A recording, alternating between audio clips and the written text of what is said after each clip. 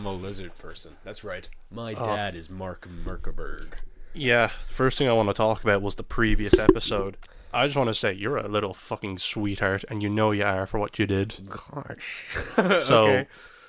the last episode took a while to come out because procrastination, really. It was just, I had my holiday coming up, I was just busy, and to, like, sit down, you need about 4 hours to edit an episode now. Yeah. And it was like, I started it, but then just time ran out. And I'm kind of glad we did now, because Matthew did something really sweet for another artist, who we'll talk about now in a second, for the last episode. So I'll let you say what happened, because you're the one who did it. I don't want to. So, one of your friends who's an artist, they had a homophobic attack. And Actually, I will say they had one again recently. At emotional.cube on Instagram. Yeah, they want to. I saw on their story that they wanted to leave Ireland. I'm like, fair. You know what? I don't blame them. Yeah, Ireland's filled with pretty shitty people. Not going to lie. So pretty much, because I was away when it was happening, that I seen their post later on after Matthew told me what he did, which is pretty much he got the previous thumbnail commissioned to help pay for their window fees because they had a pride flag on their window that was busted. Literally brick through just because the flag, even though in Pride Month was the end of it, but still. Yeah. Like, this country fucking amazes me every day, and all the door. Oh, the door. The door, the sound dampening door. Ah, thank God we got that sound dampening door. But it was just, it amazes me that every, like, Pride, because there was that attack on Pride in Stephen's Green. With people going around with baseball bats. Yeah, and it was just, I don't even know how it makes me feel anymore, because you think at this point, just people would mind their own business and let people be happy. Yeah.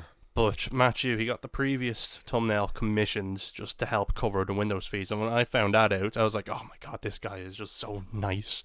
Because it's one of those things where it's like, what can you even do for that? Like, the least you can do is, like, just get a commission. Like... Yeah, well, that's, like, the most you can really help them out. Ask... I don't know if she's... or if they've closed their commissions. At this point in time, I don't think so.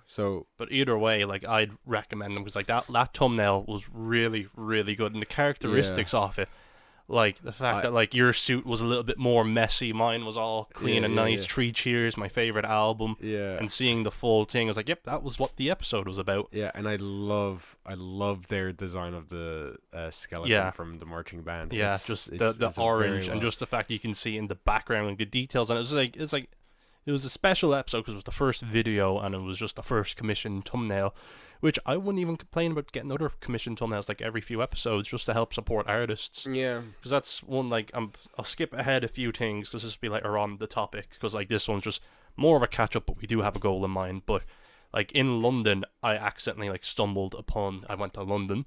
Oh yeah, just a quick note. Yeah, we accidentally stumbled into the Pride Parade, and I was like, oh, I didn't know that was on here, because in Dublin it was on the week before. Yeah. And there was bigots there, like, literally preaching, like, God, you'll go to hell, all them shit, right? It's just the usual ones. So when in London, I yelled at the guy to suck my dick, because why wouldn't I? Yeah. And he kept shouting, and we walked back up, and he was still there. And, like, everyone was booing them, and, like, the one person was like, who's ready for Pride? And the entire street just went, yeah! Drowning them out.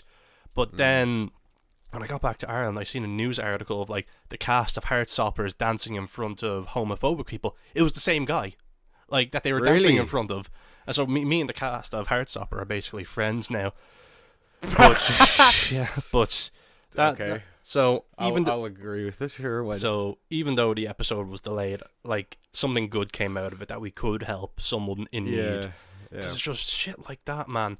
Because, like, I remember earlier... Screw bigoted people. No, like, earlier, I was subjected to, I wasn't a target, but I was a part of, like, subjected to a homophobic attack. Because me and my girlfriend, we went on a double date with my friend and his partner. And we were just in McDonald's waiting for the bus back, minding our own business. And there was 4 kids there in primary school.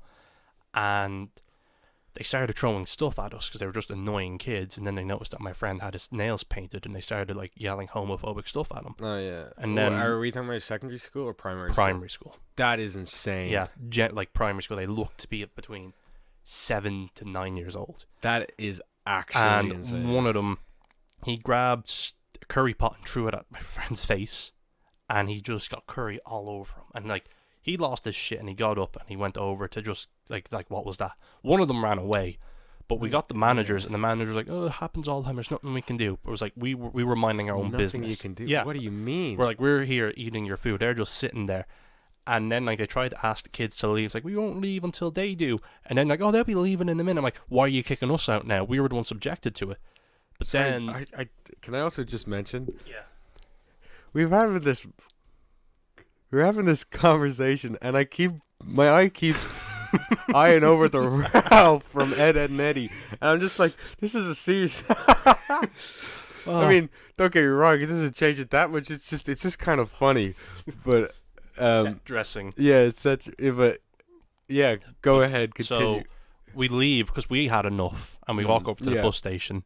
Yeah. And then they follow us and they start throwing stones at us, yelling more homophobic stuff. Jesus. And like the stones were hitting random people there as well. And like we were the only ones standing up. Like what can you do to a child? You can't. Yeah. And we have huge leniency to children over here, where they're basically untouchable. Yeah. Where it's just like what can we do? Because like they're attacking us, but what can we do to defend ourselves besides like kind of scare them off? And they were just throwing stones, and they were hitting random people, hitting me in the head. Eventually they went away, but it was just, we rang the guards asking for CCTV just to help identifying them and trying to find their school, but of course they didn't help us. And that was like one of the most horrific things to happen this year. The fact that like, you know, it was just two people just not being allowed to be comfortable with who they are. I know. And this was like, I don't know when it was, but it's just the fact like even during Pride Month it happened. And it's like, dude, just fucking grow up. Yeah, it really does suck. I really don't like Ireland. No, Ireland I don't. Stinks. I mean, I work with somebody who's very open. Even the way he dresses is quite flamboyant. Good In for the them. sense, but this is like it feels weird because the person I work with, he's very flamboyant, and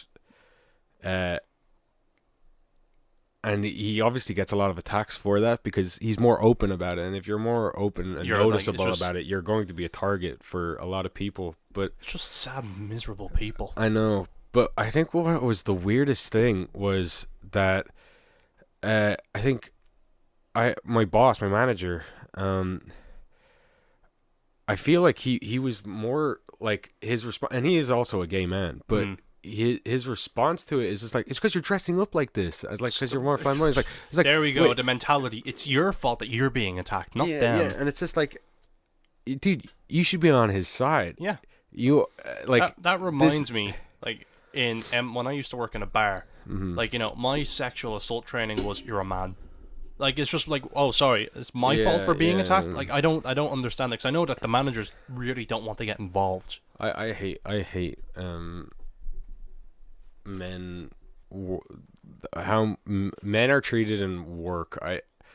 It's not something I just like. It's in my it's not just my work, but in my work, because I know my work specifically, it's very sexist. It's very the men have to do the lifting, the heavy lifting and all that shit. Yep, and happens in my job. yeah, and it's like, I'm not saying that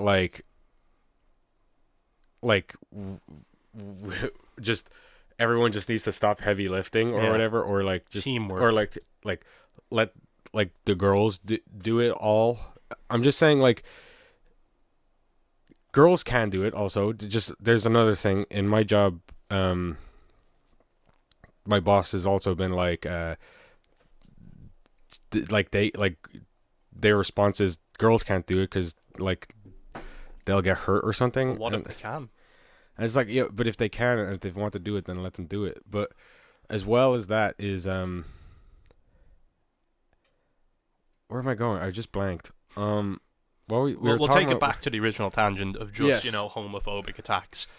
That, like, it's Yeah, just... I mean, this entire thing's been a tangent, but it's like a thing that's, I don't know, had to. Because as, like, two straight men, we're never gonna know what it's like. Mm-mm. But it's just the important thing is, what can we do to help? And just being there, like, you know, small things like that.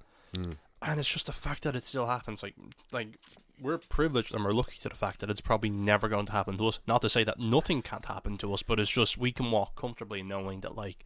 Yeah. But it's just, it fucking sucks. And the fact that, like, Ireland was one of the first, like, big countries to, like, legalize gay marriage and just be, like, one, like, the pride capital of the world. But yet... people, Really? well, yeah, they were the first people to really, like, the election a couple of years ago to do it. So then once that happened, a lot of other countries followed. Oh. So it's kind Right. I thought. I'm surprised Ireland would be known as that, though. of... Yeah. Like, that's what I heard. Like, you're probably Because when you live in Ireland and you it's see the different. amount of like bigotry that happens, Mhm. it's like, really? Yeah. This is the best one? That, like, it's just one day a year that everyone's uncomfortable. And, like, this is a Yeah. funny thing. It's like, those type of, like, you know, toxic masculine men are like, don't put that shit on me, don't you dare. But then they're the ones at a pride event with a microphone trying to be louder than everyone else. Yeah, I Their know. dong must be huge. Oh god, it's But so either funny. way, check out emotional.cube on Instagram for some commissions. They did our thumbnail, and chances are we'll probably go to them again for future episodes, just because it's nice to spice things up and just giving other artists work. Yeah. So, what have we been up to for nearly 2 months? You've just been going to every single concert available since My Chemical Romance. Yeah, and I've watched a lot of shows, TV shows. I caught up on a lot of TV shows because I was I don't know, I had time and I was like, fuck it. I'm just going to watch I'm going to catch up on everything I've wanted to be catching up on. So, what did you watch? Did you watch The Boys? I did watch The Boys. Oh my god. We'll talk about that later. 'cause Yes, my we god. will talk about that later. But Might as well have him front and center then. yeah, I will also talk about a spicy thing that a lot of people from The Boys who are like The Boys will probably find, uh-oh. Uh-oh. Yeah, well, we'll get... if you want to get to that later, we can get to that Yeah, later. let's just catch up on what we did. Yeah, let's go from beginning of the timeline, because the newest thing is the fact that I watched The Boys. So we'll go from So, Start- after My Chem, who did you see next? we went to go see... Well, that's the Hella Megatories when we went to go see. And that is Weezer, Fall Out Boy, and Green Day all on the same day. I was supposed to go out to that, but that was the same day I was flying out to Wales, so I couldn't have gone to it physically. Yeah, that... I loved Green Day in that concert. Green Day were... But Fall Out Boy and Weezer? Fall Out Boy had a really good set, and Weezer... How long were they playing for? Because, like, that's a big day. Like, was it an hour and a half? I think they all had, like... They all had, like, an equal amount of stage That's time. good, at least. I think Green Day had the most stage time. Well, duh, they're Green Day. Yeah. Although, I don't know. You might find people that are like, duh, they're Fall Out Boy. And it's just like... True. But, maybe not duh. You don't find a lot of people who are like, duh, it's Weezer. I mean, They're the opening act of Fall Out Boy and Green Day. They are, but I really do like Weezer. It's just that Unironically, cringe. no, but I do love Weezer. I do like a lot of their songs and their albums. I love OK Human, which they played like 2 songs from, and I'm like, why? OK Human's like such a good album, but yeah, they obviously played their like iconic stuff like Buddy Holly and. Did they mention any of the memes on stage? Well, they got All in the Line like the Blue Album, and I was just like, and I couldn't help but scream, "It's the Blue Album! They're recreating the Blue Album!" Yeah, I like a lot of their shit. And they moved to Marley Park because originally it was supposed to be in the RDS, but it was probably better that they moved. I to think almost a lot of concerts that week were moved to Marley Park. I mean, that week there was the Hella Mega Tour, Guns Chili N' Peppers. Roses. Weren't they playing the Marley as well? Yeah, they were. Jesus. So, the Hella Mega Tour was playing Monday. Tuesday was Guns N' Roses. and Wednesday was Red Hot Chili Peppers. Mm. So I didn't go see Guns N' Roses, but I saw 2 full concerts in like the span of like 3 days. And I was like, what? And then you were at Harry Styles as well, which was a Oh, surprise. I was to at Harry see. Styles. That was actually before. Yeah. That was actually before all of that. So technically, the Yeah. Harry Styles concert, I went to go see, and I mean, I'm not a huge fan of Harry Styles. I was just like, wow, actually, Me as well. yeah, and also, I was given the option. I was like, you know what? It's here. It's optional, and I was free that day and the next. I was like, fuck it. I'm going to go see Go for it. Harry Potter. Harry Potter. But no, yeah, I was actually happy to see Harry Styles. What I was more surprised to see was the fan reaction to all of it. The fan Yeah, reaction, they're very devoted, we'll say. Yeah. I mean, Leave America. Yeah, Yeah, God, yeah. Everyone all over Ireland heard that part of it as it was. yeah, and then what you call it? I think, even before he came on, they played.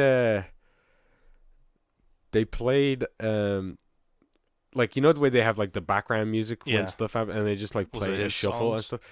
No, they played a One One Direction. Direction Yeah, song, I and heard that. and like everybody screamed it. And by the way, I didn't even realize it because the first note of it or whatever the fuck played, I just heard immediate screaming. I didn't even hear a note of what song was Here's a playing. fun fact that you're probably going to be like, what? I saw One Direction's first ever performance in Ireland. Oh, really? And it wasn't even One Direction, it was the X Factor tour. So I saw them as proto One Direction before they went and did their singles. What? So usually with the X Factor, like this was years ago, where like all the Yeah, people who this got like onto the main 2000 show. This is 2008 and shit, wasn't it, or something like that? Maybe. I can't remember. I mean, that was a long Yeah, time ago. there's like I it don't was, even it was know all if it's- 5 members, but like it was Oh, their first time in 2012, Ireland. 10 or something like that, maybe. It was first time in Ireland. It was just like Yeah. all the people from the X Factor, but how loud everyone was for One Direction when they came up. And it's Yeah. the one thing I hold against my girlfriend because she's a super mega Harry fan. Super mega hella fan tour. But Yeah. It's like she has a full cutout of him, but it's just like, I saw him before you did. I saw them all before you did. She's like, I'm "Shut the fuck up." hipster Yeah, here. pretty much. I'm like, I'm the true yeah. fan. I saw them before they were just doing covers. Yeah. But like, yeah, he'd be a fun Before one to they go to. just did covers. Yeah, Harry Styles was a great show to watch. It's just the vibe. Really. I like his newer songs more than the older songs. The older songs just seem, even to this day, they just seem more like appealing to a broader market. This is going to get a lot of hate. I'm not going to lie, but it just seems like it's appealing to a broader market. Like, I mean, I mean, again, Bo Burnham did a whole song about how people make these songs about like girls. I love your name. Yeah, I love your name and your bluish, greenish, brownish eyes. I love how your torso has an arm on either side. Yeah, it's just like it does seem like that, like his older stuff, his newer stuff rocks. I do think it's like Probably because he found his groove, his style, and his sound. yeah. Sorry for coughing so much. It's just It's that ongoing phlegm thing, isn't it? yeah, The lore is deepening. He still has it. yeah.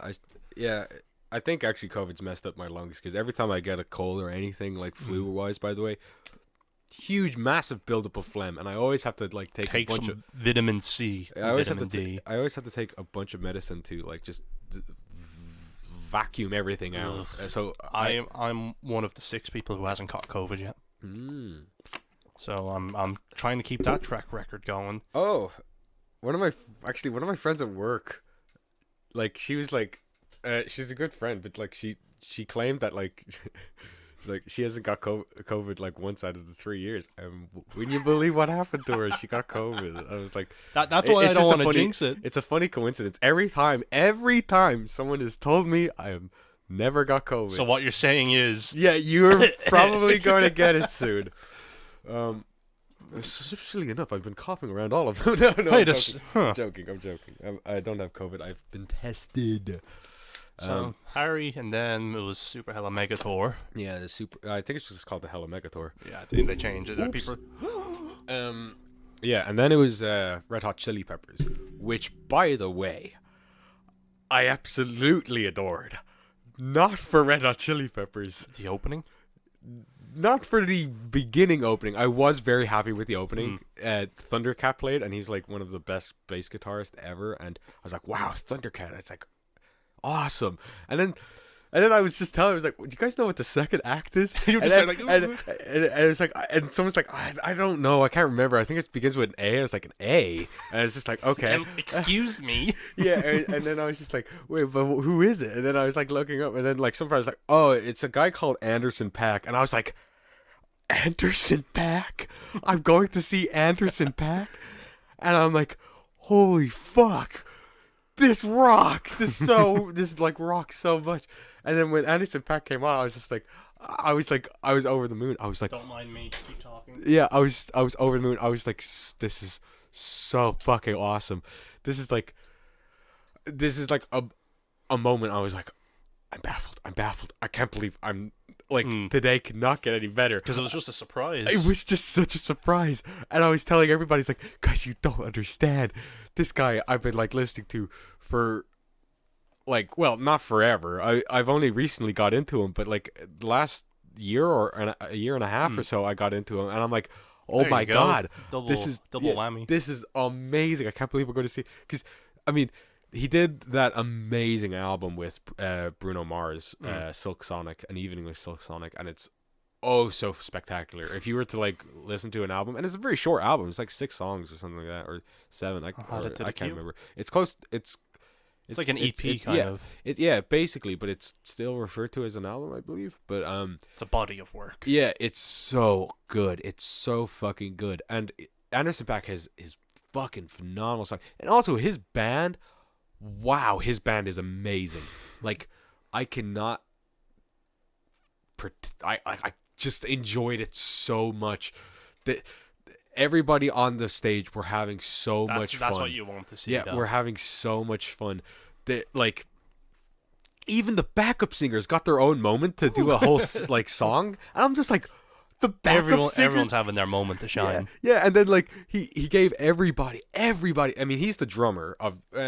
And drummers are usually the neglected member. Yeah. So he and like when like this, like the backup singers were doing their thing, he was just drumming out, and then like when everybody needed like a quick time off the stage to get like change up things, I think. Yeah, and then like the guy on the piano was just playing iconic music, and it's just like everyone's just like yeah, and it's like and I loved it, and then the.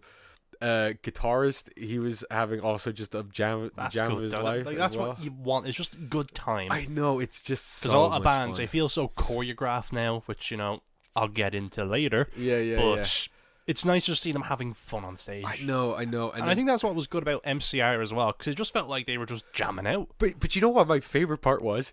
He took like some of his really serious songs, but he made them groovy and more fun to dance to. Kind of like, but like if you wanted to sing along, the lyrics are still there. It's just groovier. And I'm like, even though if you look into the like, he played Lockdown, and Lockdown's a very serious song about how it's during lockdown, but it's a very serious song because it was about the Black Lives Matter protests, and about how thank you. And about how he thought that like this was, I can't actually remember but it like it was spectacular. I just like he locked. I'm just being overloaded it's all in coming my head. Back to you. I'm overloading in my head. But he played Lockdown, and it's like it's just a good song. I would recommend listening to Lockdown. And it's about the protest. I think some people were saying it's a bit like it's just a good song. It's just, I don't know. I just listen to Lockdown and you'll see what I mean. And then you're like, oh, this is a serious song. I can't imagine it being groovy because it's about such a serious moment. Adds a bit of bass, a bit of everything. Yeah, but because, I mean, obviously it's a different environment from when he made the song. He's just like, I'm going to make it for more opportunity, and it just works. He's doing what good artists do. He's making it work into every situation. And I absolutely loved it. Loved it, loved it, loved it, loved it, So loved it's it. kind of funny that they kind of outshone the Chili Peppers for you then. They did. I mean, don't get me wrong. The Chili Peppers were good-ish, kind of. How was the set list? It was good. I mean, I don't know much of the Red Hot Chili there to be Peppers. there. Yeah, I mean, they're playing the classics like "Can't Stop," "Give It Away," and Give it away, "Give It Away Now," which and fuck, I can't remember any of their other songs, but they do play a lot of their songs, and I do like a lot of their songs. But yeah, no. If Anderson .Paak wasn't there, I would still say Red Hot Chili Peppers were the best performance. Thundercat was really good, but he's like an experience kind of thing. You kind of just have to. You're not really like there to sing, or just kind of just there to observe, or well, yeah, you're not really going to be there for singing unless you truly know his stuff and you're truly a fan, I guess. But his main thing is that he's a phenomenal bass player. So he's just up there going ham on his bass player. Oh. Yeah, and it's like it's another experience. And I also knew his drummer from a video I watched, and I was like, this drummer is awesome. And then I watched and like just the drummer stuff. This is a while ago, but like I was like, this drummer rocks. He's like, I mean, he's a jazz drummer, so he knows how to do like improv and shit. Jazz is hard as well. Like, it's not as easy as people think. Yeah, I mean, yeah, it's literally playing on the go, and you don't know what you're going to play next. And it's like, yeah, that's pretty fucking hard. Well, sometimes there is said than done. There is jazz that has been obviously heavily like made with like, this is how you play it, and you can't go off beat from it. But jazz, not my tempo. Yeah. There's exactly. Whiplash is all about jazz, about and how you have to be. Yeah, I mean, of course you have to be on tempo a little bit, and I mean, otherwise you're gonna get a chair to the head. Yeah, although I don't obviously music school, especially jazz school, is not that rough. If it's that rough, nobody would be playing jazz at the moment. But yeah, that concert was phenomenal. I was mainly happy with one Anderson .Paak, and I was excited just that day was very nice for me. I was just very happy. Like iconic bands as well. Yeah. Oh yeah. That you're like, oh, like these guys aren't getting any younger, and I'm lucky to experience these iconic songs being played live. Yeah, I will say that. I mean,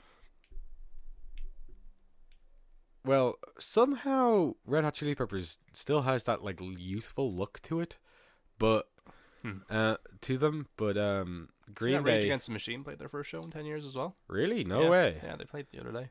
Man, they look old now. Yeah. But I mean, hell, even Green Day look old. Because funny enough, Fall Out Boy, who are like going into their 30s now or something, right? It's older than 30s, man. Have you seen Pete Wentz? Yeah, I don't know. I'm not a fan of Fall Out Boy, so I don't know anything of them. But yeah, like they're quite old, and then they were like, yeah, I remember we used to like love listening to. It's like we used to love listening to Green Day and stuff like that. It's like love listening to Green Day before you guys were big. And it's just like, I guess you guys would have been not that like. So it was just it's just fascinating. It was just a fascinating, weird time, but like just to hear that, and I'm just like, oh, it's good.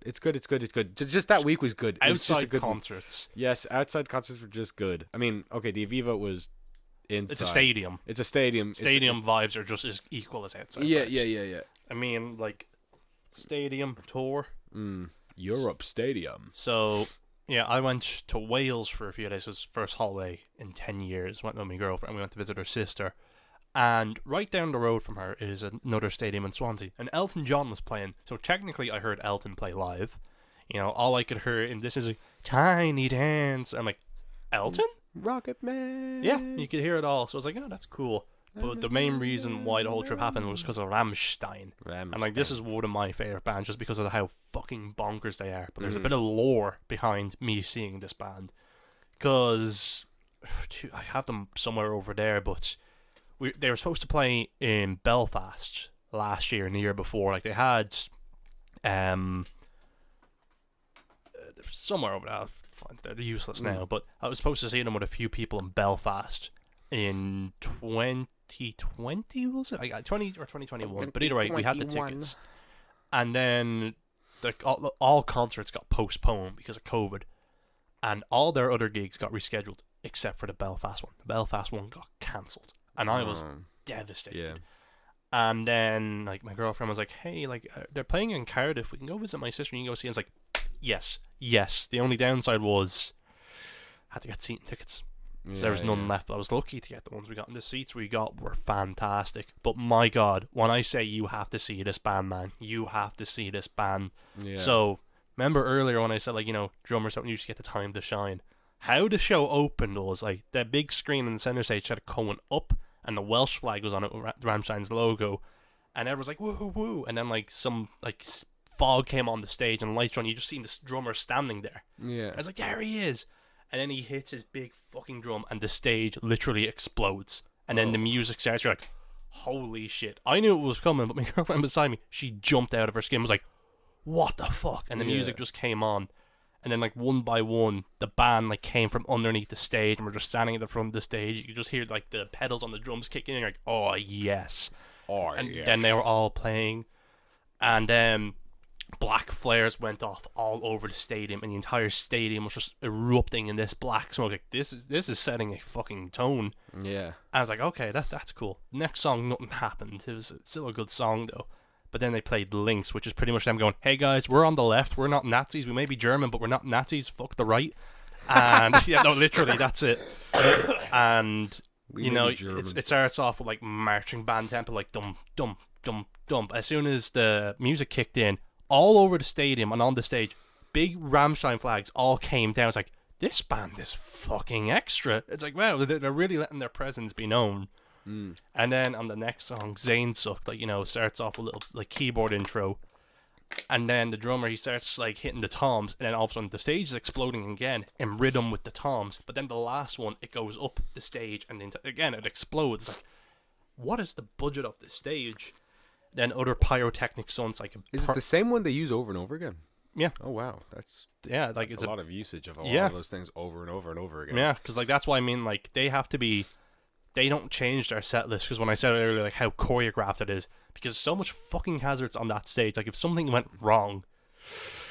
But the coolest stunts were in Mind Tile, which is a song, it's a true story about, I think it was in Austria, where a cannibal put up on, like, Craigslist saying, hey, I want to eat somebody, because I'm a cannibal. And then one guy was like, hey, I want to be eaten.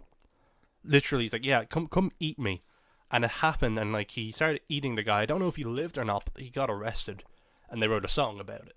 And on the stage when they're singing that song, like, the lead, he comes out, like, in a bloody apron, an apron hat, and a knife microphone.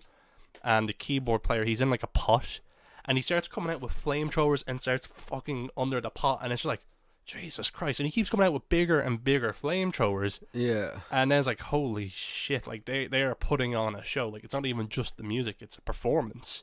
And then the next one was one of the coolest ones, because, like, Rammstein are all about fire, so they had, like, literally 40-foot fire geysers everywhere. But for Du Hast, like, one of their most famous songs, like, during the guitar breakdown, Till comes out with, like, this little, like, cannon thing, and he aims it up and shoots it, and, like, 6 flares come out, and then all of a sudden fireworks come out of the stage and go to the other speakers. They erupt in fire, and it comes back to the stage, and again the stage explodes, and it's like, holy shit. Yeah. But then Sun came on, and every, like, 10 seconds, all the fire was just going up, and you could feel, like, all the flames you could feel. Yeah. And it's like, holy shit. And, like, just, I seen a video of outside the stadium when they were playing, and it was just, it looked like a war zone. Yeah. But it was just, the music sound, like, it was probably the best sounding concert I've ever been, and it's like, they sounded so good live, and, like, they have really, like, catchy riffs.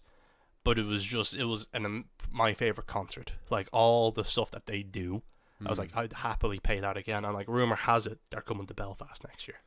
Oh yeah. So again, I'd highly, highly, highly recommend you see them. Like, even if you don't listen to their songs, it's just their guitars are awesome. Like, every band member has a moment to shine, because, like, at one point this was actually the best moment of the show. So they had, like, a little B stage where they did one song on. So, to distract... Oh, another thing as well, I forgot. At the start of one of their songs, the lead singer, he pointed at a girl, and a camera went on her, so you could see on the screens her flashes him for the entire stadium to see, and written on her was like Titten for Till, which is German for like tits for till, and for like a solid 30 seconds there was just titties on the stadium and stuff, and everyone was like, okay then. But then, so they were like showing the audience on the big screen, and everyone was like, cheering. Yeah. There was one man there. A few days ago they played in Coventry in the middle of the UK, and he was at that gig too, and the camera kept putting to him. He was at the Cardiff show, and they found him in the crowd, so they kept putting the camera on the guy, and the entire stadium kept erupting, moving away, and then they showed flashes of him. They were all cheering this one guy that people didn't even notice the band walking through the crowd onto the second stage, and it was just everyone was cheering this one guy, and now like he's like a meme in the Rammstein fandom. Like on Reddit, people are like, who the fuck is the Mustache Man? People are like, you don't know who the Mustache Man is? And like he's gotten a little following now, but it was just one of those funny things where it's like, huh. But then they played on the B stage, and like they were literally like really close to us. So how did they get back to the stage, you're asking? Well, they got 3 lifeboats, sat on them, and the crowd pushed them back to the stage. Lifeboats. Yeah, like they're like little lifeboats, and literally on top of the crowd, going like that. It's like, Jesus Christ, imagine any other band doing that. They'd be fucking tipped over and mauled. Yeah, well, especially Harry Styles. Harry Styles, he'd be ripped apart. They just take his clothes off. But like so much happened at that show where it's like they played for about 2.5 hours as well. Yeah. And they're like, most of them are pushing 60. Yeah. And it's like they're putting on better shows than most bands I've seen, and it was an experience. Yeah, Green Day did the same length, I think, as well. It was, I don't know if they're pushing. I don't know what age they're pushing. No, I don't know either. I think they're 20 in the 90s, right? I couldn't tell you. I'm not the biggest connoisseur of Green Day. Yeah, me neither. I don't know. I genuinely don't remember anybody's ages. Every band I like, I actually don't know. I don't think I ever I would ever really know their ages. Because it's kind of like, oh god, they're getting old. Yeah. Which is why like I really wanted to see this band, because like Yeah. all the stunts they do on stage, like one day they're not going to be able to do it. Like I don't see them. I say they have like less than 10 years left in them, so it's like I got to see the stadium tour, like their big ass stage, just everyone like I've never seen like I'm kind of glad I wasn't standing, because the entire general area was just moshing, like everyone jumping up around, and I've never seen like a crowd. Like this is one thing I noticed at the start was no one was singing and no one was going along, so I felt like an idiot. But towards the end, like everyone in this stadium was singing. I've never seen like such interaction. And all the stunts and everything, they ended with their last song, and they fucking ended the show with a bit of a jump scare. So at the end, like there's an elevator that all the band members go up to the top of the tower, and they're waving at everyone, and they go behind it. It's like, oh, it's Wait, over. let me guess. They play Five Nights at Freddy's in front of everybody.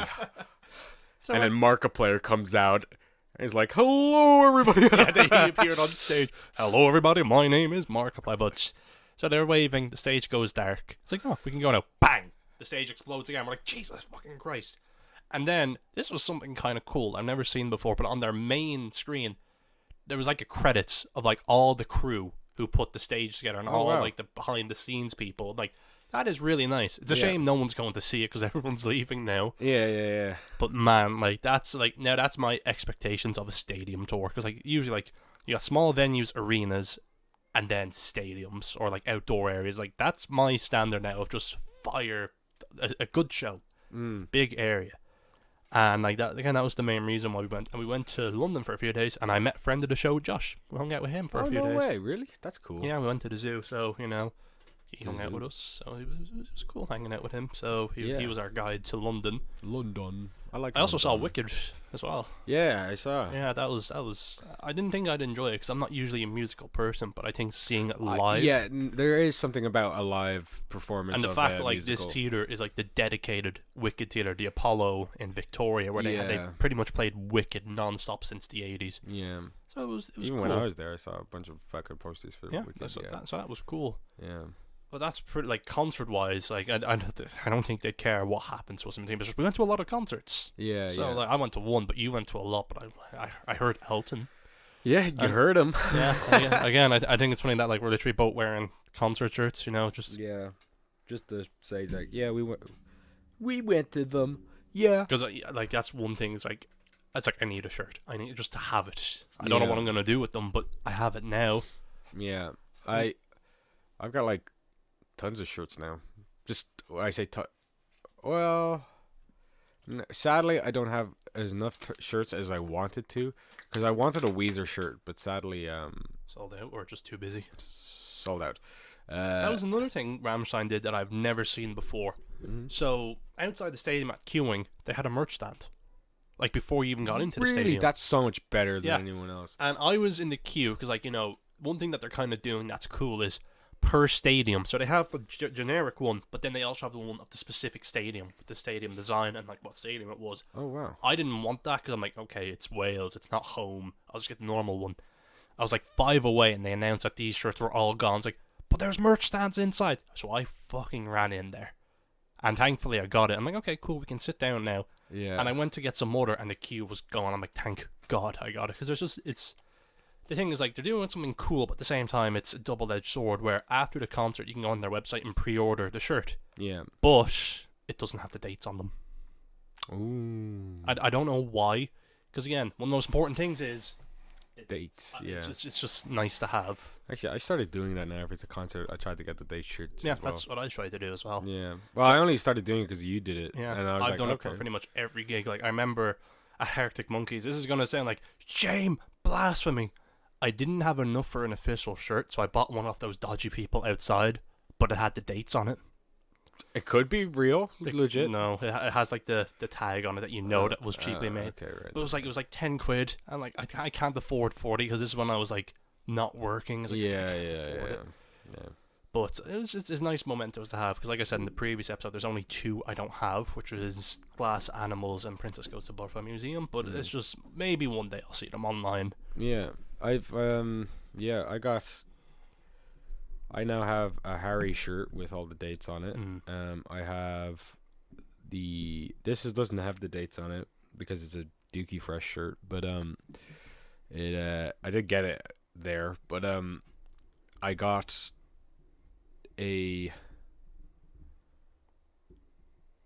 another Green Day shirt with the dates on it, and I got a Red Hot Chili Pepper shirt with the dates on it. But there's another shirt I have. Oh, I think the other one's actually what you call it, the My Chem shirt with the dates on it. So I feel I've had a brain fart where I don't know if I talked about it. I know I talked about it before the recording, but I don't think I talked about it on the recording of the trouble I had with the first video episode. Because I know off camera I told you. I'm pretty sure I didn't say, no, we didn't. If we did, I can just put it out. Did we not?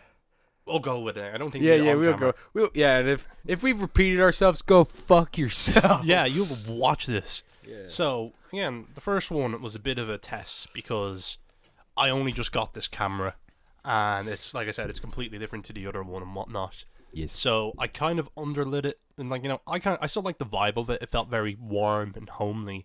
And again, this one I'm kind of just making it like people can't see, but I have 2 big lights here with a diffuser shining on us. Yeah, we can pretend it was the Black Parade, alright? It was all dark. Yeah. It was all black. Because either we'll see how it is.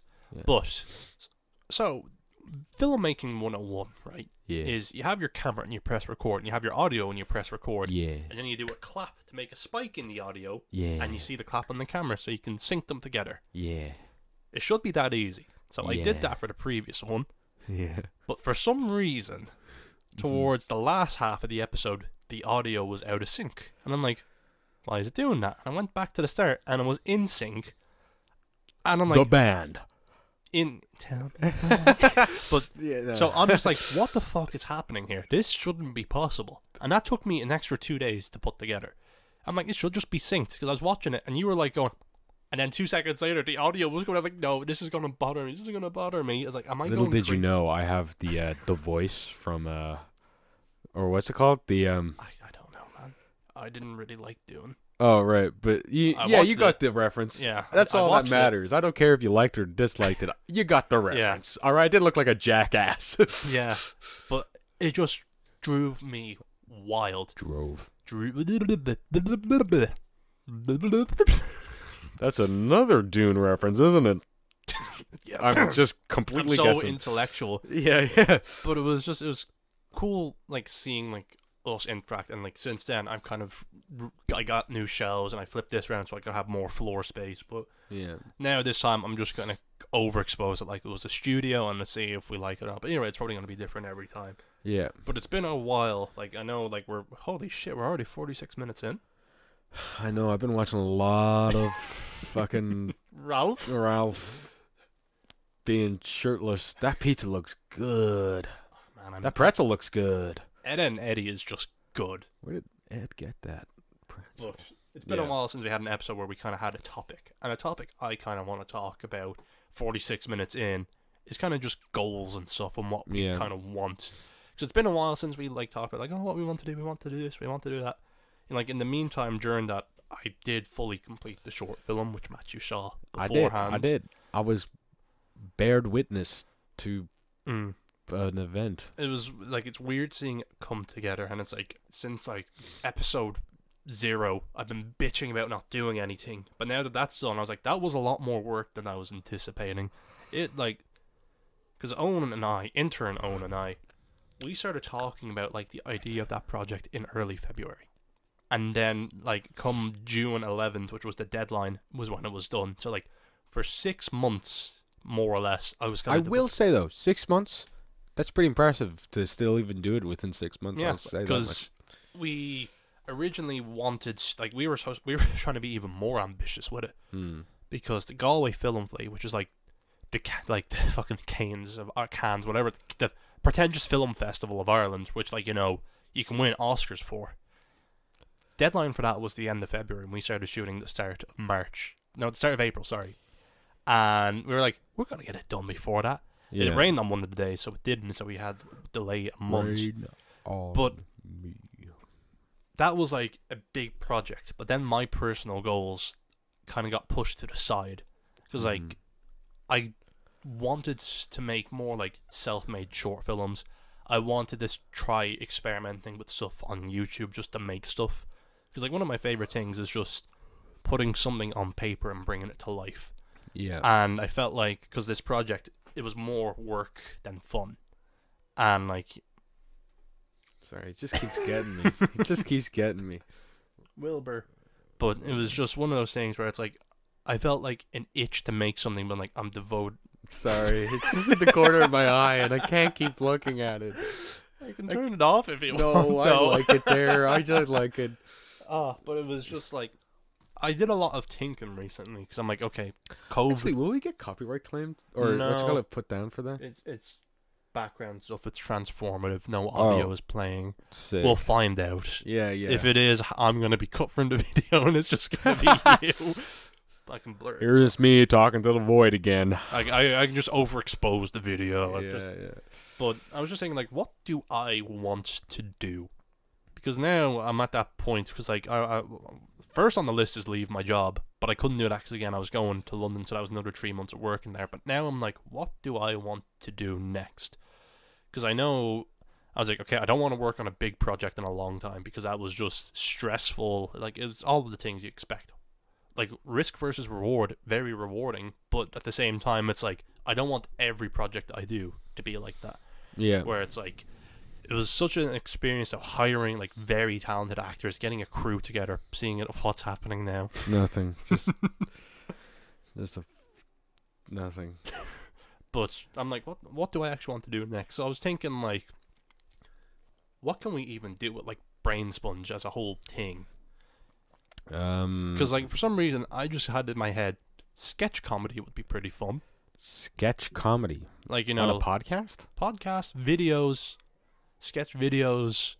Yeah, we could. Yeah, because I was thinking, it's like our humor is very samey, just absurd humor, and like I was looking through like my 2 unlisted college shorts I had on YouTube. I was like, I miss just getting a camera and just pressing record and seeing what happens, making something out of that. Yeah, because the first short I made, it was just, our budget was €20. It was an audio thing for college, but it just turned into a full-fledged short film. And we went into the shop beside us and we just got 2 emoji masks. And like, what can we do with this?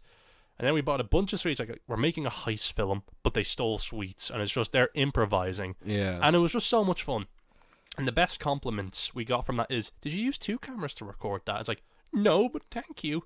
And then I watched our other mockumentary where I wasn't even there for half of it. But it's just sometimes I miss the simple joys of making something dumb. And I kind of look at I like do too. Super Mega and whatnot and just classic ye old YouTube of just Yeah. fun sketches. I mean, I loved that when I was in college as well. When I look back we did a pixelation thing, and I made like a stupid animation that began with me and my friend just pressing record and like singing what you call it, fucking the fuck's it called, Songs? the Family Guy opening, and I put that in front of my animation that I had to put in front of, like, that I was like a project that I had to show to a teacher, and I was just all of it was just, it is very fun to just press record and just not really give two shits about like the outcome, because the outcome, even if it is coming out stupid, it's still come out like, as like you had fun I'm sharing not it.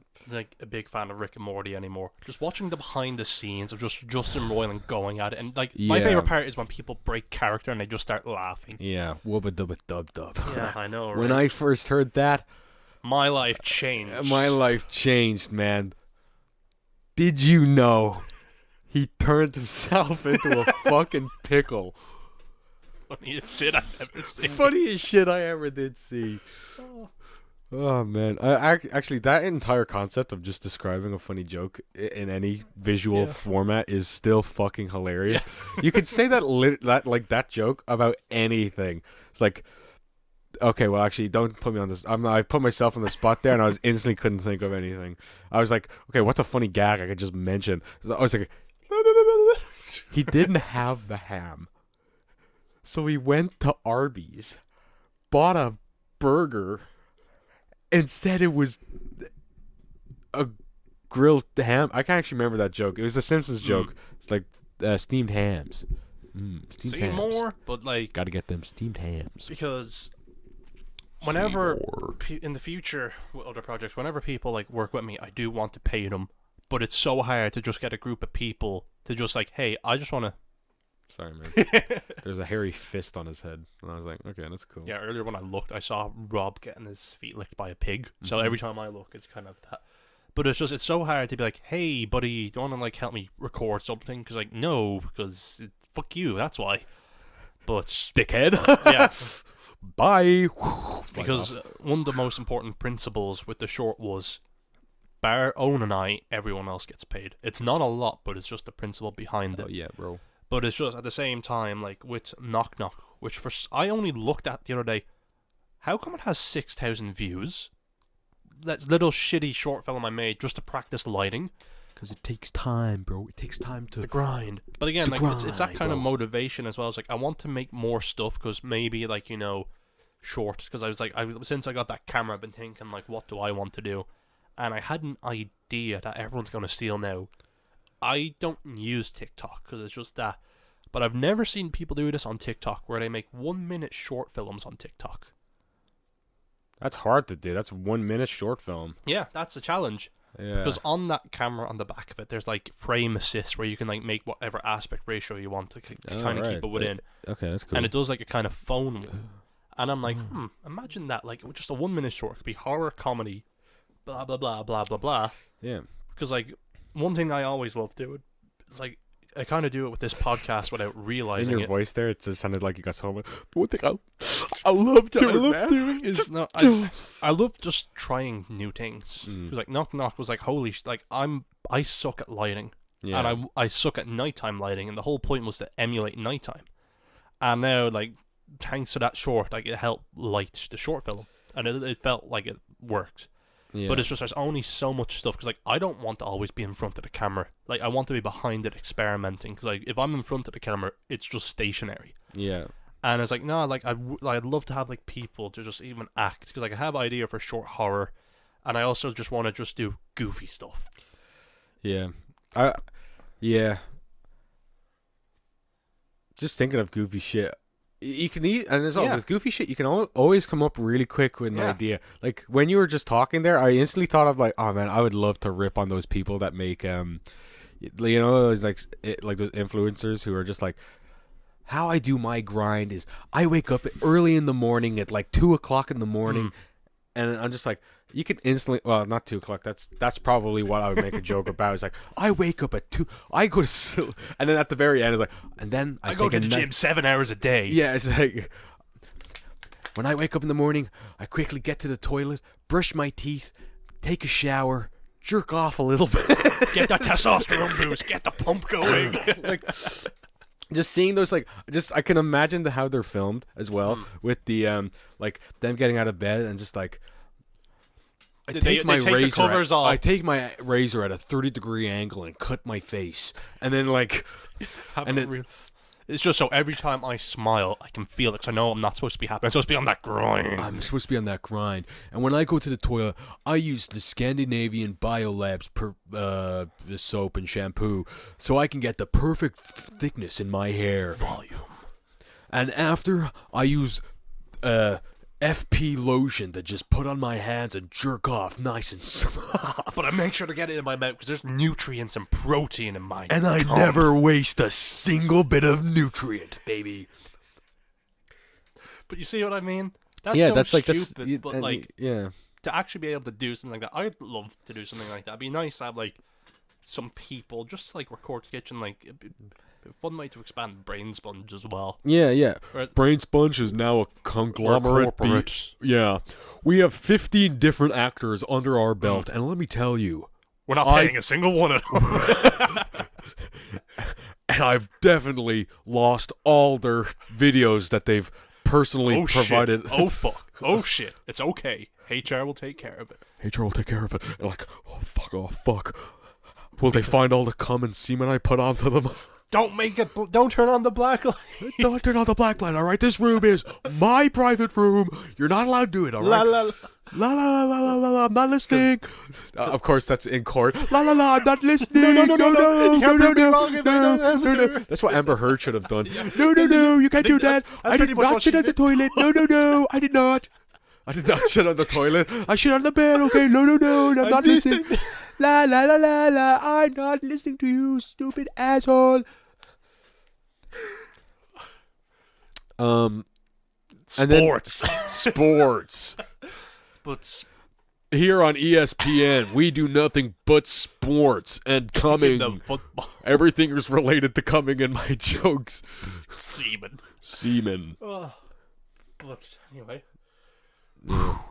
But I need a detox. I'm fucking sweating. That was a moment. Yeah, I also have another funny idea on like Go on what you call it, Navy soldiers, or like or I guess the SEAL team. I've always found it funny, like it's like it's a part of a movie concept, I guess. I don't know where, like, why it instantly comes into my head of a movie concept is because I just kind of thought of this singular scene, and it's just funny in my head, where imagine if you did the rom-com thing of like throwing a rock at a window, and then the person who opens the window is a SEAL Team 6 operative, and he's like, Jim, what are you doing up here? And it's like, my commanding officer will see you. It's like, I can't stop, babe. I love you too much. And it just sounds like a funny idea to me. I'm like a SEAL Team 6 being this like this like open about his emotions and stuff. I'm just like, because they're trained heavily to like put those emotions away. Please, I'm gonna grin. Don't make me grin, Jim. Stop! You're making me grin. You know, if my commanding officer was seeing, he's gonna make me clean the toilets. No, and I can't do that. Not on a Thursday. We got date night. I'm very sweaty in this suit. You want to help me take it off? Yeah.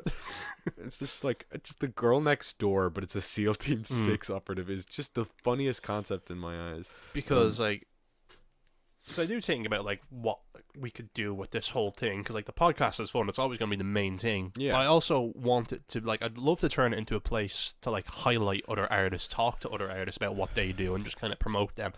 And make a little interconnected network, because I know that every artist we get in, like drawing artist we get in, is like, so where's the porn? Yeah, how big? How much money for porn? Yeah, Just, you know. Not safe for work. I wanna know. I want you to draw Matthew and I fucking in the most bizarre position, and only one contestant will win. And then we'll put it on a shirt on sharkrobot.com or Redbubble. Whichever works, whatever. Probably Etsy would make more sense. I don't know. I think it's just because I know that like the majority of artists that do follow this project are digital and just normal artists. Normal. No, I don't know what the words are. Fucking freak. They use a pencil. Who fucking uses a pencil nowadays? Fucking freak. What are you?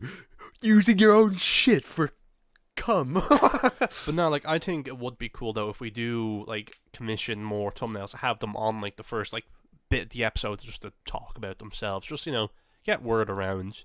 And even like with filmmakers, if they want to get involved, if we do decide to pursue sketch comedies, although like it would just be free work, it'd just be fun. Like it'd be nice to have a network of people. Like if people do want to do projects together, there is a pool of people there. Yeah. And just do dumb shit and have a place just for like artists to like show off their work and talk about it. Yeah.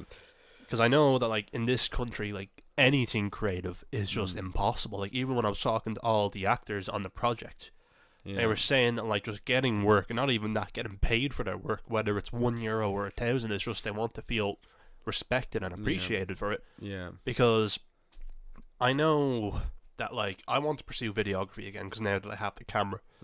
But it's just going to people and being like, yeah, 500 for a video, but like, what the fuck? Why is it 500, man? I can do that on my phone.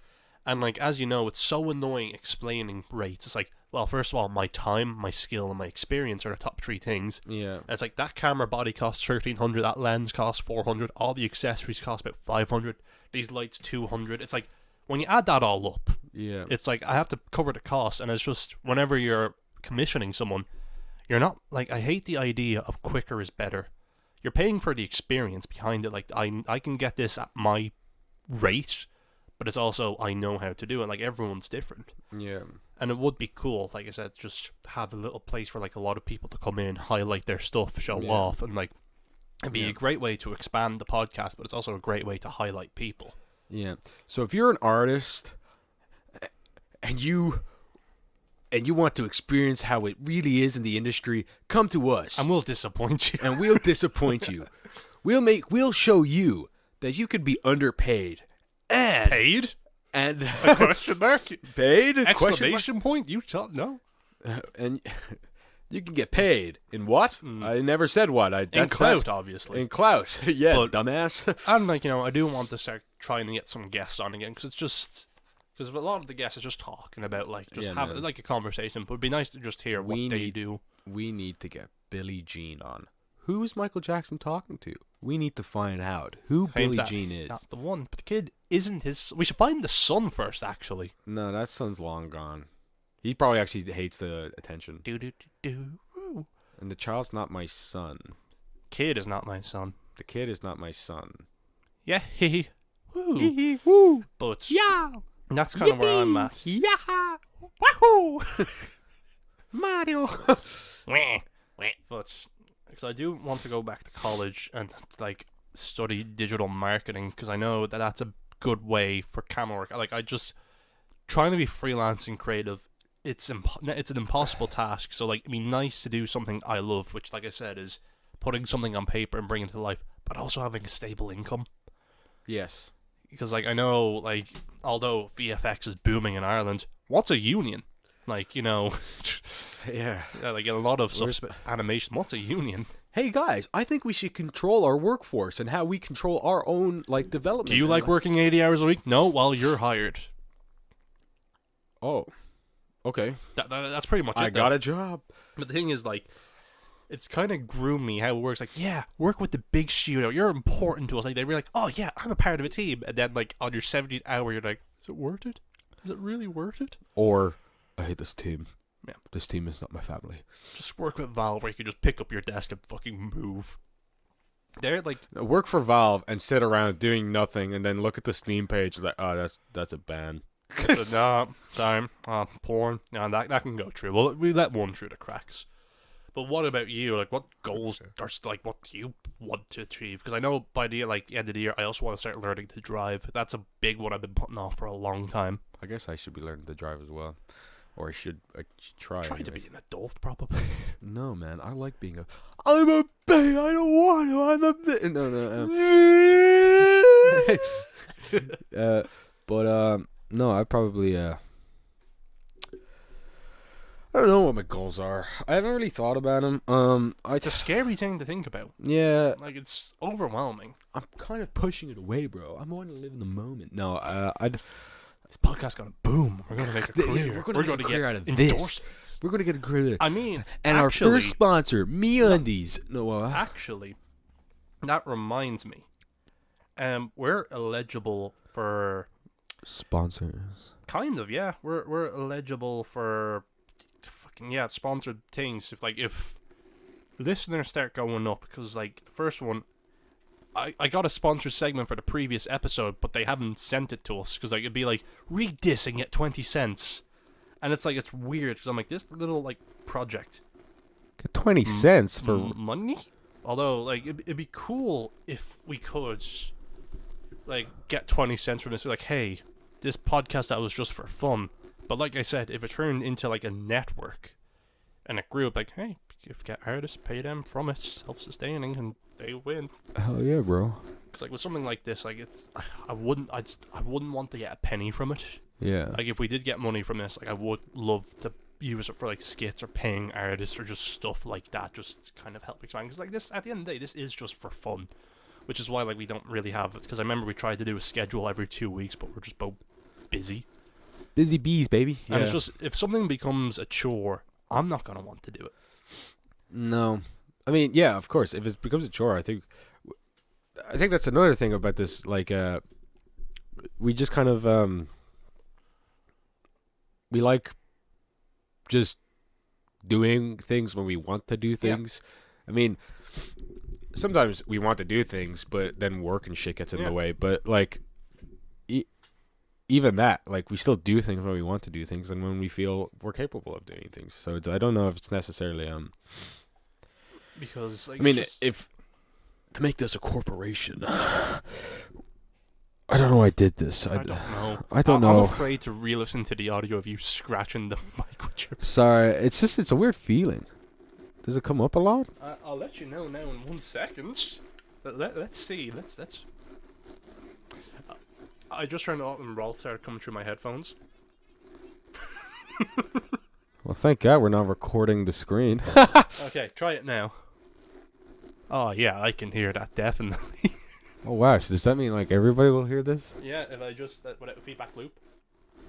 No. Oh, yeah, some crunchy ASMR. Yeah, you like that? You sick bitch. I can't believe I got an earful of that. But yeah, like, it's just... It's nice to have goals, but at the same time, baby steps are important, because I know... Yeah. That if I want to get a van, because I have a lot of equipment, and that was like one thing from the short was we were relying on our friend Care, who had the car, to like haul all the equipment, and it was like, this is a lot. And I can't keep getting the buses, and like it's the equipment in this is just going to grow and grow. Because my plan is, if I learn to drive, get a van, email places like, hey, do you want a corporate video for your social media platforms? Yeah. Eventually someone's going to pick up. And it's like, oh yeah, like I'm on the south side of Dublin. I can't fucking get a 41C and a Lewis to that carrying all the stuff. That like it'd be more of a chance for me to get a queer LGBT. I got a queer. That's right. Look, career, a queer. a career from videography. It's just that one thing. But like with my own like YouTube channel, like seeing that like there is a chance that like I have been put in the algorithm for a specific thing. Because, like, I was thinking, like, what do I want to do in my own time to make my own personal projects? Like, I don't want to be, like, you know... What's the term for them? Like, you know, those analysis people where they dissect stuff? I don't like that. Like, I like watching it, but I wouldn't want to do that. Oh, like, why I guess they're just reviewers, aren't they? Reviewers, yeah, or just, like, people, like, analyzing scenes. Like, why this scene? Like, you know, it's just stuff like why that. This scene made you come? Yeah, pretty much. That's a funnier concept. Yeah. It's We Why only does- upload to like porn video Yeah. like sites and be like, we know why you watch horror movies, you fucking pervert. there's like 50,000 of videos explaining how you like that shit. Here, we do something a bit more fun. We're gonna rank every single boob in the Friday the 13th franchise. And me. Wow, those are some mommy milkers. Let's Honk, rank them. honk. Let's plug them into the moist meter and let's see what happens. Because, like I said, I've just been thinking a lot, like, what do I want to make?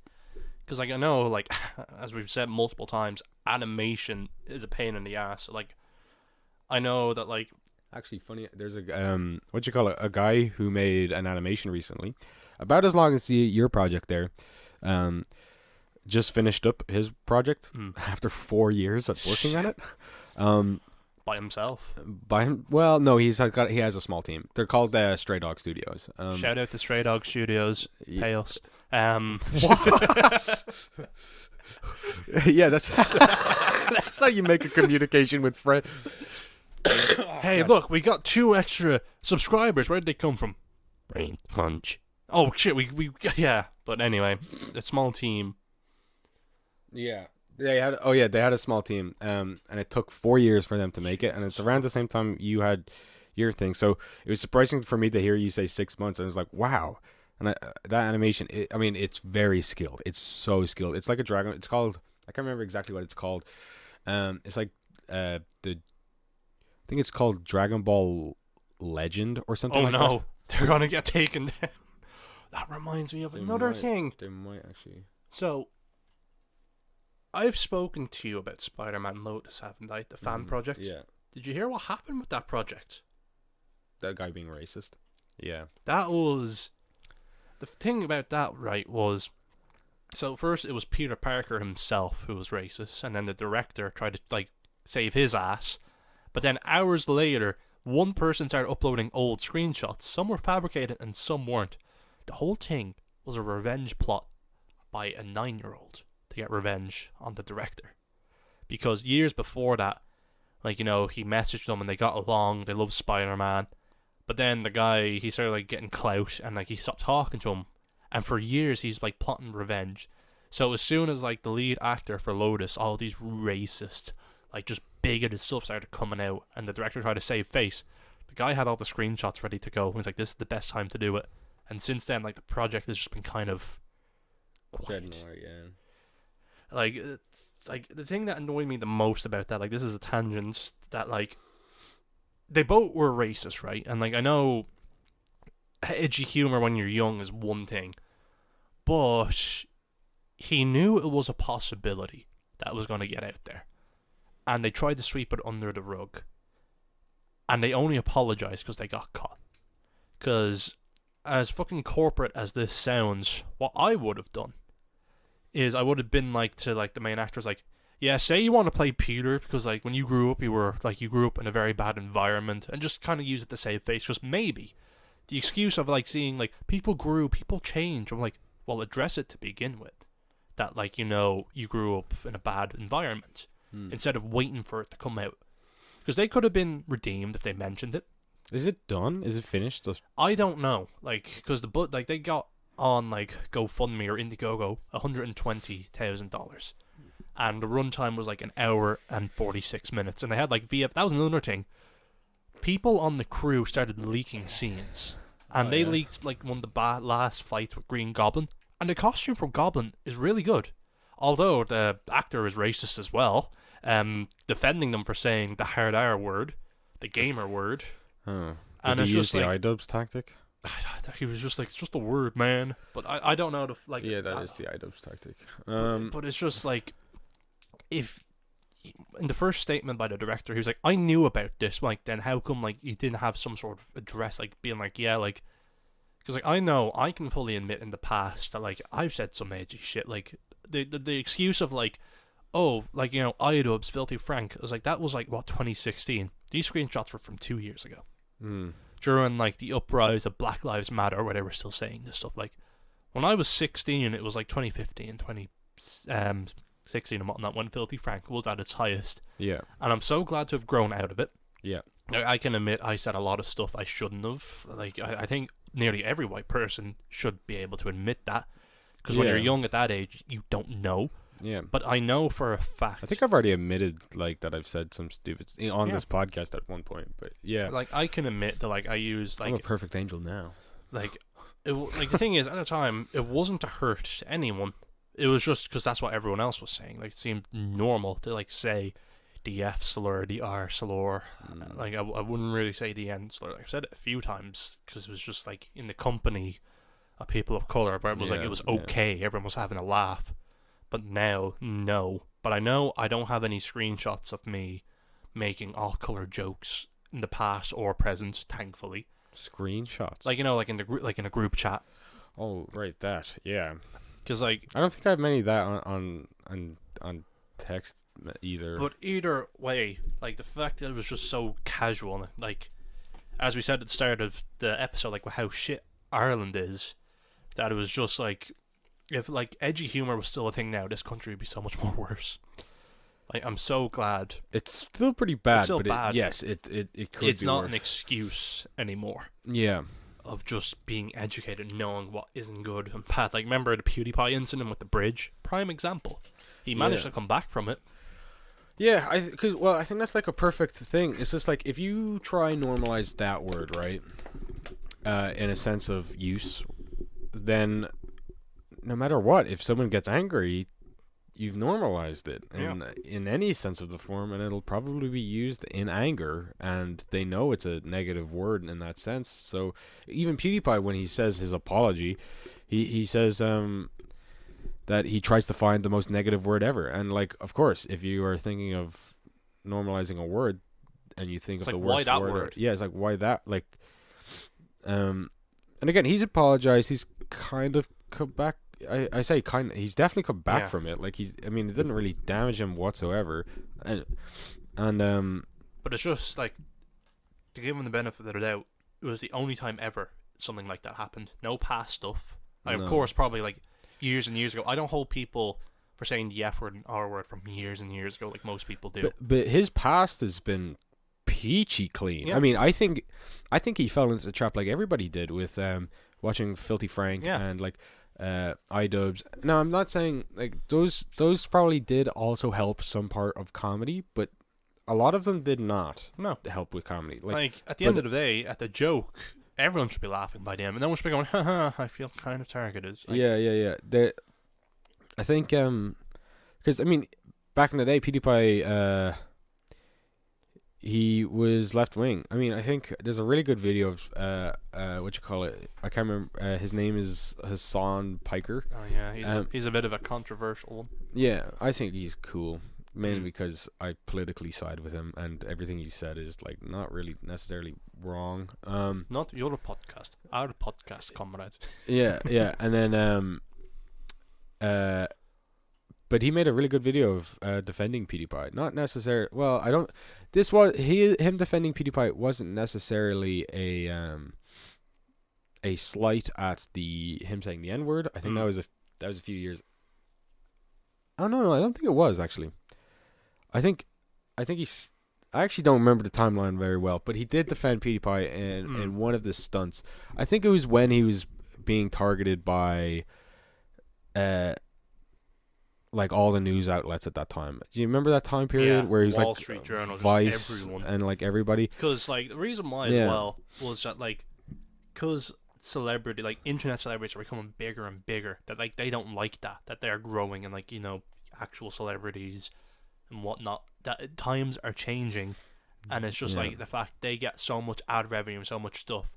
It's clickbait, but it's also kind of resentment. Yeah, there's like what you call it. There's a video of in that video he described like they cut to a podcast of him being saying like him telling the political landscape of what he was in Sweden, and he was saying that like Sweden actually the older generation are more left wing than the younger generation. The younger generation are more right wing, and he's stated that he's like a left wing person. But again, I think that's changed. Not entirely. I just think I don't know anymore. again, because he's not really open about any of his political shit anymore. And again, I think everybody's political landscape in some ways changed due to Filthy Frank and that edgy era, Yeah. because everybody was then convinced of things that I don't think they should have been convinced on.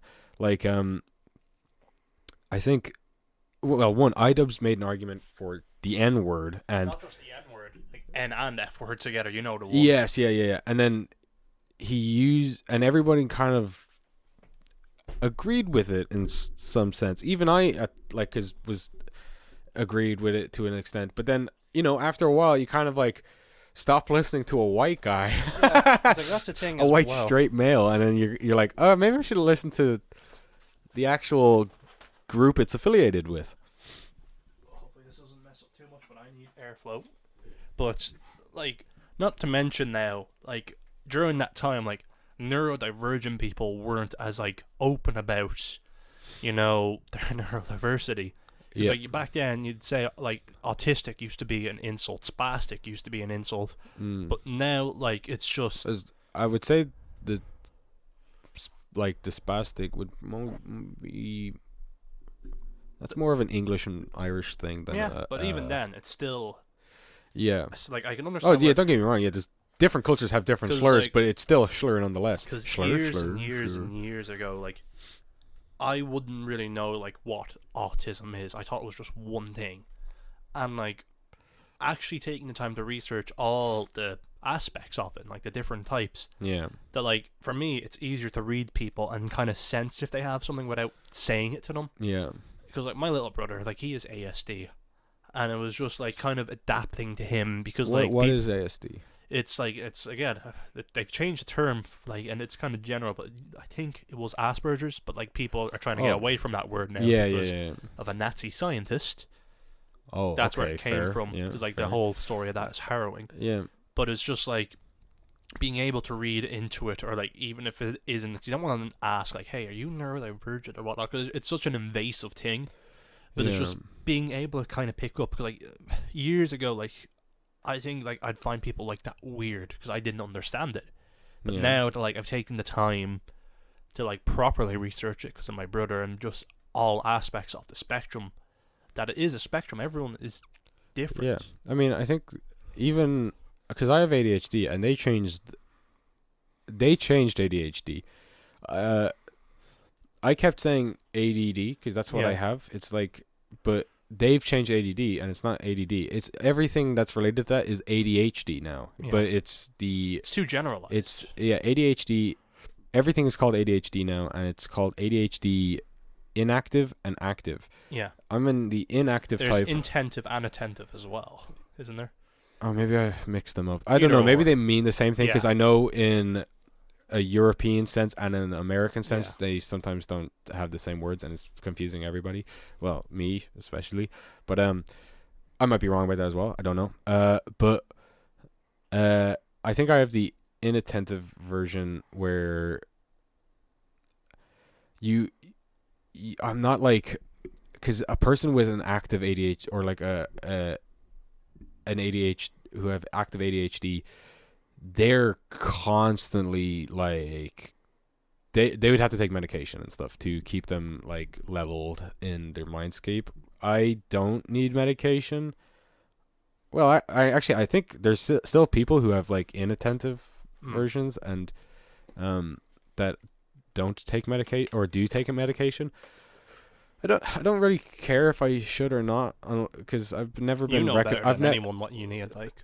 Well, that's a dodgy thing to say because sometimes people who do need it will think in their head that they don't. But very true. Very true. But retract my statement. Yeah. But I was never told by the doctor to do it, so I don't think I needed to ever. That's the main thing. If your doctor says it, you probably should do it, unless you find out dodgy things about your doctor. Yeah. But like that. But because like one thing I've noticed as well is just like a lot of people who were on the spectrum during that time frame were masking so much that they were trying to hide those aspects to try fit in. Yeah. So it's kind of nice to see now just people being themselves. Yeah. Like they feel like they don't have to mask because there's so much more information. Yeah. And it's just like, just do yourself the favor and just take the time to like, it can just be generalized, just to have an idea. Yeah. I mean, even with all the progress, quote unquote progress. I mean, most of the progress has been just you can be open so more about it, and you'll get less damage from it. Which that is progress. Not gonna lie about that, but there's still a lot of progression to do, especially in a workplace of stigma of it. Yeah, yeah, and then like because a lot of people with I'm speaking from personal thoughts because I don't know anything really about the like about autism and the spectrum that holds and what that affects people, but with ADHD anyways, it's you can have blank periods. You can like not really know what you're doing, and you can have slower responses because you are zone thinking. out, Yeah, it's you're not really. Yeah, again, you're not. Your attention is dragging constantly because you're always thinking about something else. So you will always be slower in some senses, but because I think like to the benefit of this podcast it works. Like we don't have one specific topic that like I find like even when I'm editing the podcast I find it more enjoyable because it kind of just flows. Like it isn't like we have to talk about this one thing and one thing only. Yeah, because like sometimes we're gonna have episodes where it's like that's why we don't have topics really. We have teams and try base around like the very first like few episodes were, and it's a good thing to have. we in the first few episodes we actually did try to keep some themes going. Yeah, but even that crumbled apart after a while because I mean there's only so much you can talk about. yeah I think like the first few, I mean apart from a few episodes where we just like just narrowed it down to what we were talking about, like especially the mental health episode, we really just constantly talked about mental health but the thing is like there was so much to talk about. Yeah, that's a huge spectrum as well. Yeah, I guess that's the other thing. Again, a lot of our stuff either devolves into movies and shit or like TV shows. Like I said, we have general themes and topics, but isn't one specific thing. So I think it would just detriment to the show. Because I remember the first episode that was 2 hours. Yeah. I split into two parts. So I'm like, oh, maybe people don't want the attention, but then they just kind of substantially became 2 hours. Like, okay, I'm just going to keep them as them. They're going to be what they are. Yeah. It could be 40 minutes, 3 hours. Who knows? Yeah. Because like I said, it's not for an audience, not for anyone. It's really just for us as a place to just all the stuff. Like it's a nice outlet to have. Yeah. Do you want to finally get to The Boys, by the way? Because I know, I haven't forgotten. It's just like, I don't know how to segue this back into The Boys. Because we've been talking about these like serious things. I'm just like, we should probably talk about... Well, we don't have to, technically. We don't have to talk. We can just... Yeah, we could just... we could just say that, like, oh yeah, good show. Yeah, it was cool. Yeah, I mean... like, I actually, I did tease why I might have a dodgy opinion. Or I'd say dodgy opinion. A controversial opinion about the season, because everyone's praising the shit. I think I know where you're going with this. Can I predict? Yeah, sure. Because my thing about this season was great season, still better than most, but I feel like it kind of starts how it ended. Nothing really happens. The only substantial thing that really happens is Victoria Newman is VP, Ryan's with Homelander, Butcher is dying. But there wasn't really a big thing. That it kind of felt not... Spoiler alert, I guess, by the way. Fuck you. Okay. But it kind of just felt inconsequential in a way. It's like the first season was just... You couldn't ask for a more perfect season. It ended with such a, like, oh shit, like, he has a son. Then season 2 ended with, oh shit, Butcher has Homelander's son. Yeah. And it's like, oh, all these stakes, Homelander is going to lose it. Because I think it's kind of wearing tin is like, Homelander's going to fucking snap. Yeah. And then he doesn't.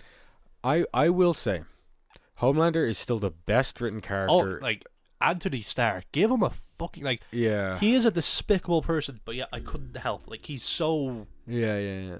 He's marvelous in that role. And, but what I will say, and what I don't like, is our main character. I think, right, and I had these predictions with multiple people, and I thought they were going to go through with it, but I think Huey should have died in season 3.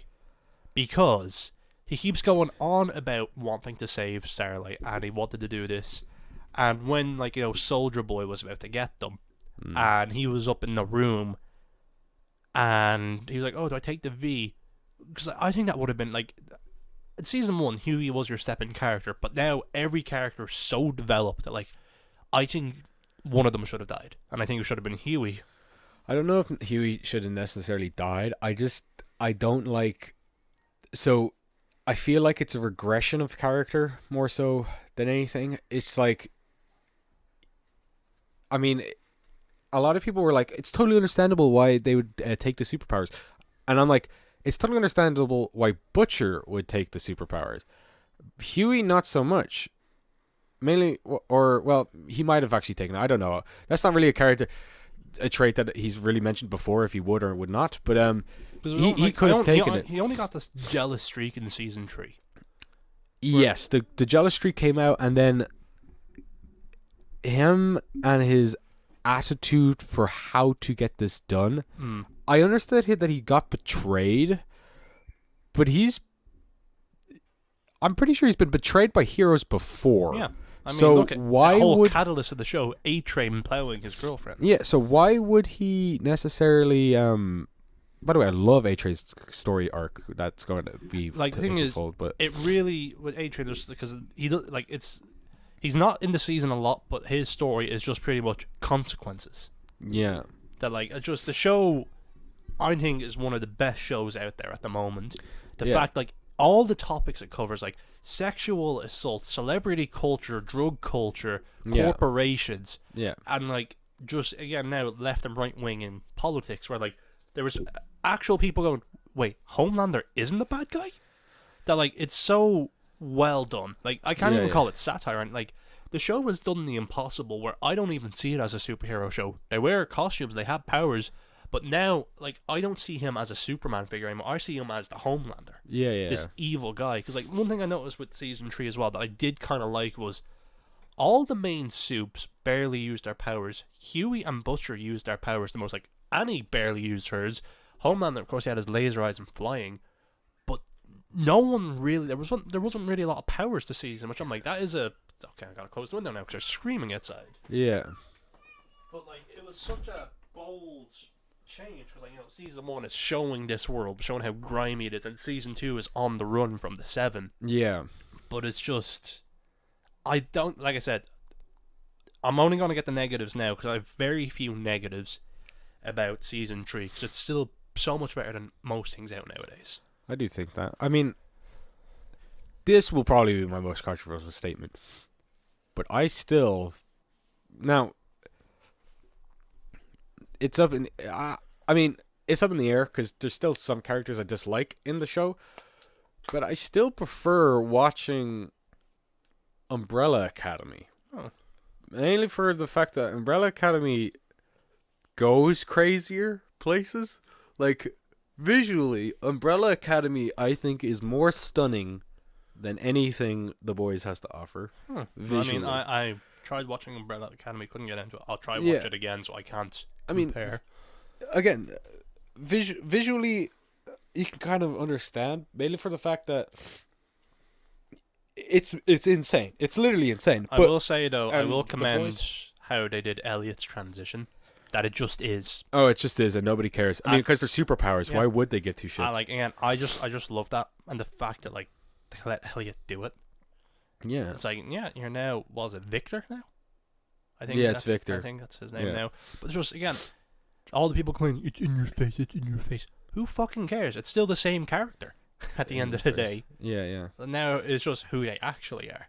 And it's so nice that, like, now, I know there's probably other shows that have done it, but this is, like, the first proper show where they have an A-list celebrity who is now themselves being in the spotlight. And that cast as well are quite, like, they're great friends with each other now. So it's like, it would make sense. And the thing is, there was no plot, there was no subplot about finding themselves. They just were. Yeah, although them finding themselves would have happened last season, except that's them coming out as gay. But then, obviously, the third season revealed it as more of something else. It's them becoming them. I mean, that's the subplot in the second season mainly of them finding themselves. But at that point, Elliot didn't actually come out. No, it's like a year, 2 years ago. I don't know the timeline, but still. But I will say, visually wise, it's still, I think, more stunning and impressive than The Boys, mainly because The Boys is still on Earth.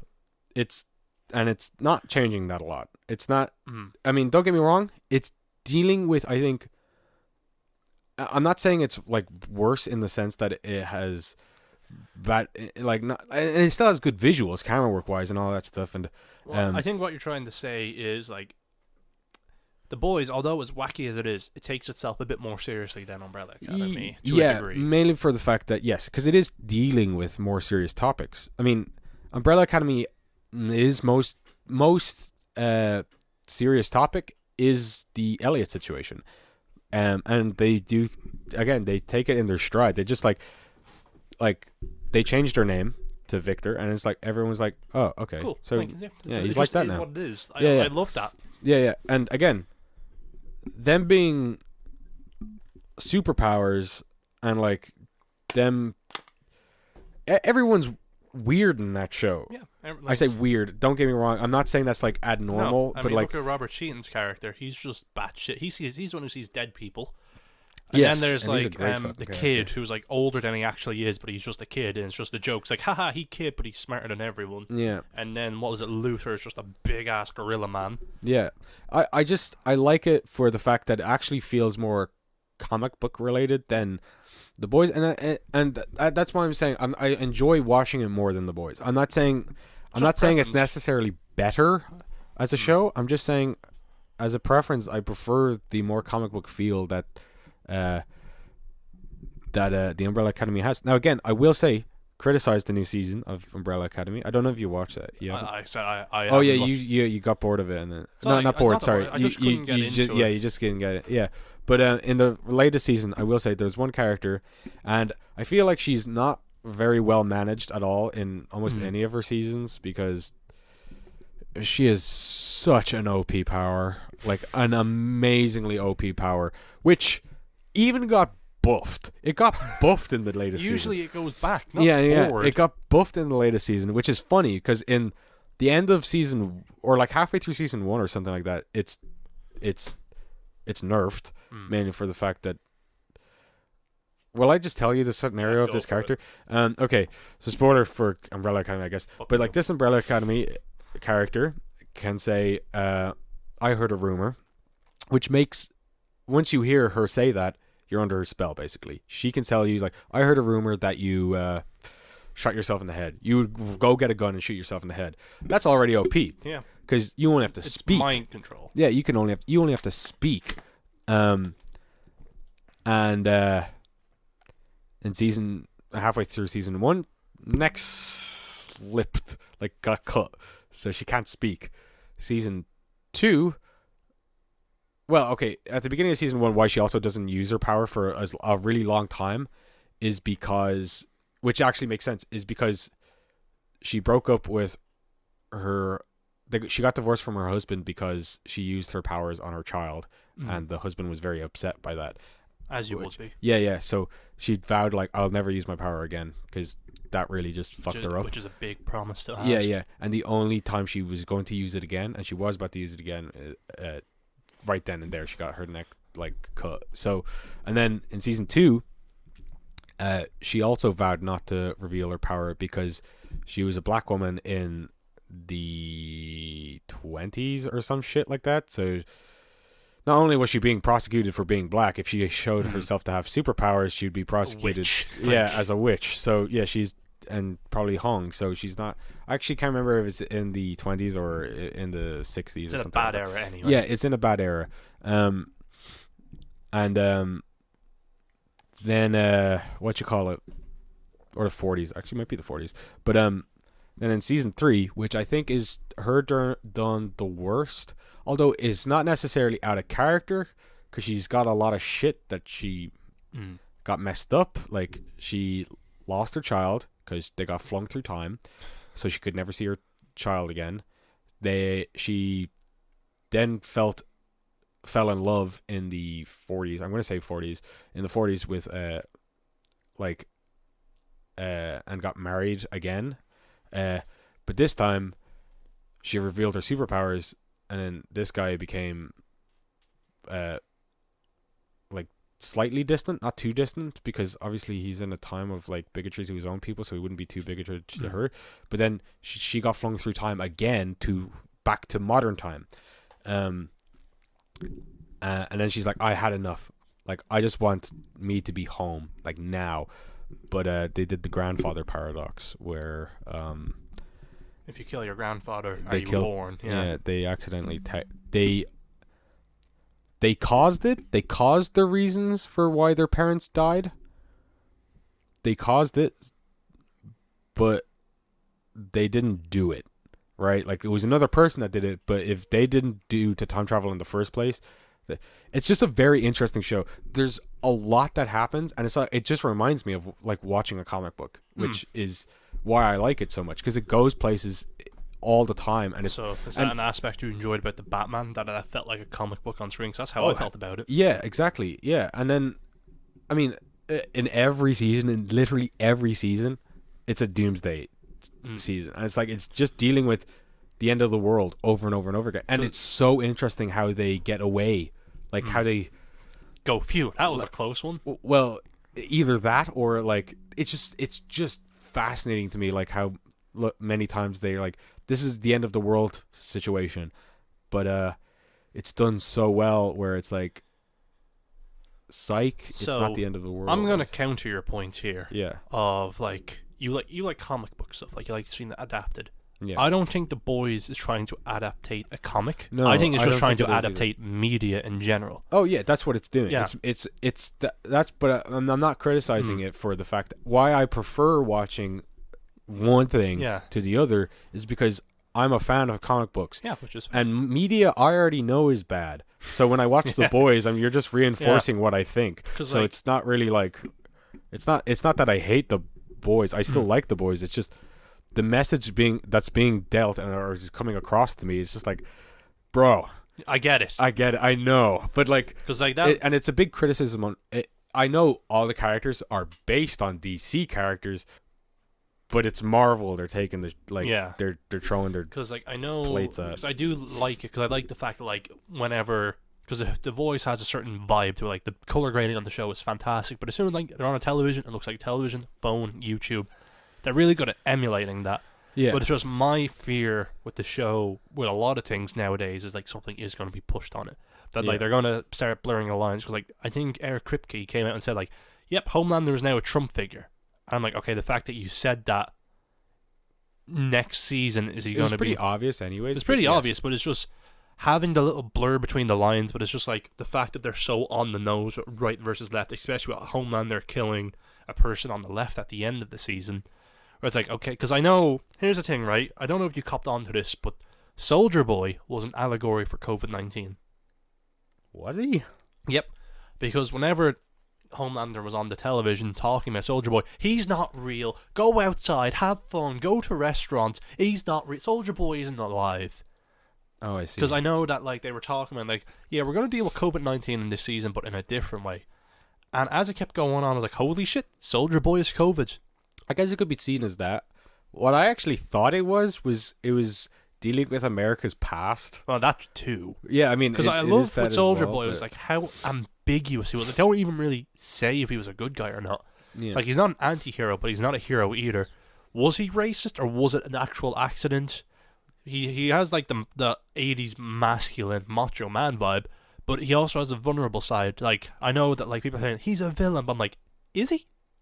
I think he is, mainly for the fact that his statements when he looks at a bat at TV and says, "That's not what a bat is." It's just like that could be. It's wrong. He says he's sided with. I think it's going to. I mean, obviously, it's not been outright stated now. But in the second season, I would 110% guess that it's going to come out that he's racist. He's because Huey already saw inklings of it when he says, "What's her name? Stormfront," and he's like, "Oh, that girl, Liberty, what a babe." It's just like, okay, well, she was an actual Nazi. Yeah, and I'm like, okay, well, so there's going to be interesting like, things to talk about. Because at the same time, like one thing I do love about The Boys is, like, you know, the villains aren't just 2D. Like Homelander is probably the most complex character in the show. Yeah, he's the most vile one. But during like the last episode, the season 3's like, okay, you're making me kind of root for him. Stop it. I can see that he actually kind of cares for Ryan. And it's just that scene where, like, you know, where like Soldier Boy and Homelander are confronting each other, and then like Soldier Boy's projecting himself onto Homelander, like, oh, Yeah. you're weak. It's like, I'm you. But then like when he attacks Ryan, and then seeing Butcher and Homelander kind of team up for a second, it's like, huh. Yeah, yeah. There, I will admit that Wait, what am I admitting? What were we talking about? Wait, but what the fuck was I thinking? I was thinking something to do with Homelander and Soldier Boy and all that shit. The fight with Butcher, Homelander, and Soldier Boy was great though. It was so nice actually seeing Homelander get his shit kicked in. Oh, and technically Huey, yeah, yeah. Yeah, and Huey. That was like, okay, because that was the thing about the show as well. It's like, okay, they can't keep running away and finding ways. They have to fight back. So I think it was the best time to implement the V. Because it was just cathartic just seeing Homelander actually be scared. And like, okay, he can be taken down. Yeah. And, yeah, I guess that was like the main point. Oh, that's what I was going to think of. The main thing where I did really like Huey's character in this season, especially this season, because the other seasons he's fine. I actually like him. But, one of the main things is when his conversations with, like, it sucks, but I hate listening to when two characters that are in a relationship fight. Mainly because I'm just like, I know I think they should have this is made specifically for drama. And to extend this relationship. They So should it's have not- still been broken up by the end, I think.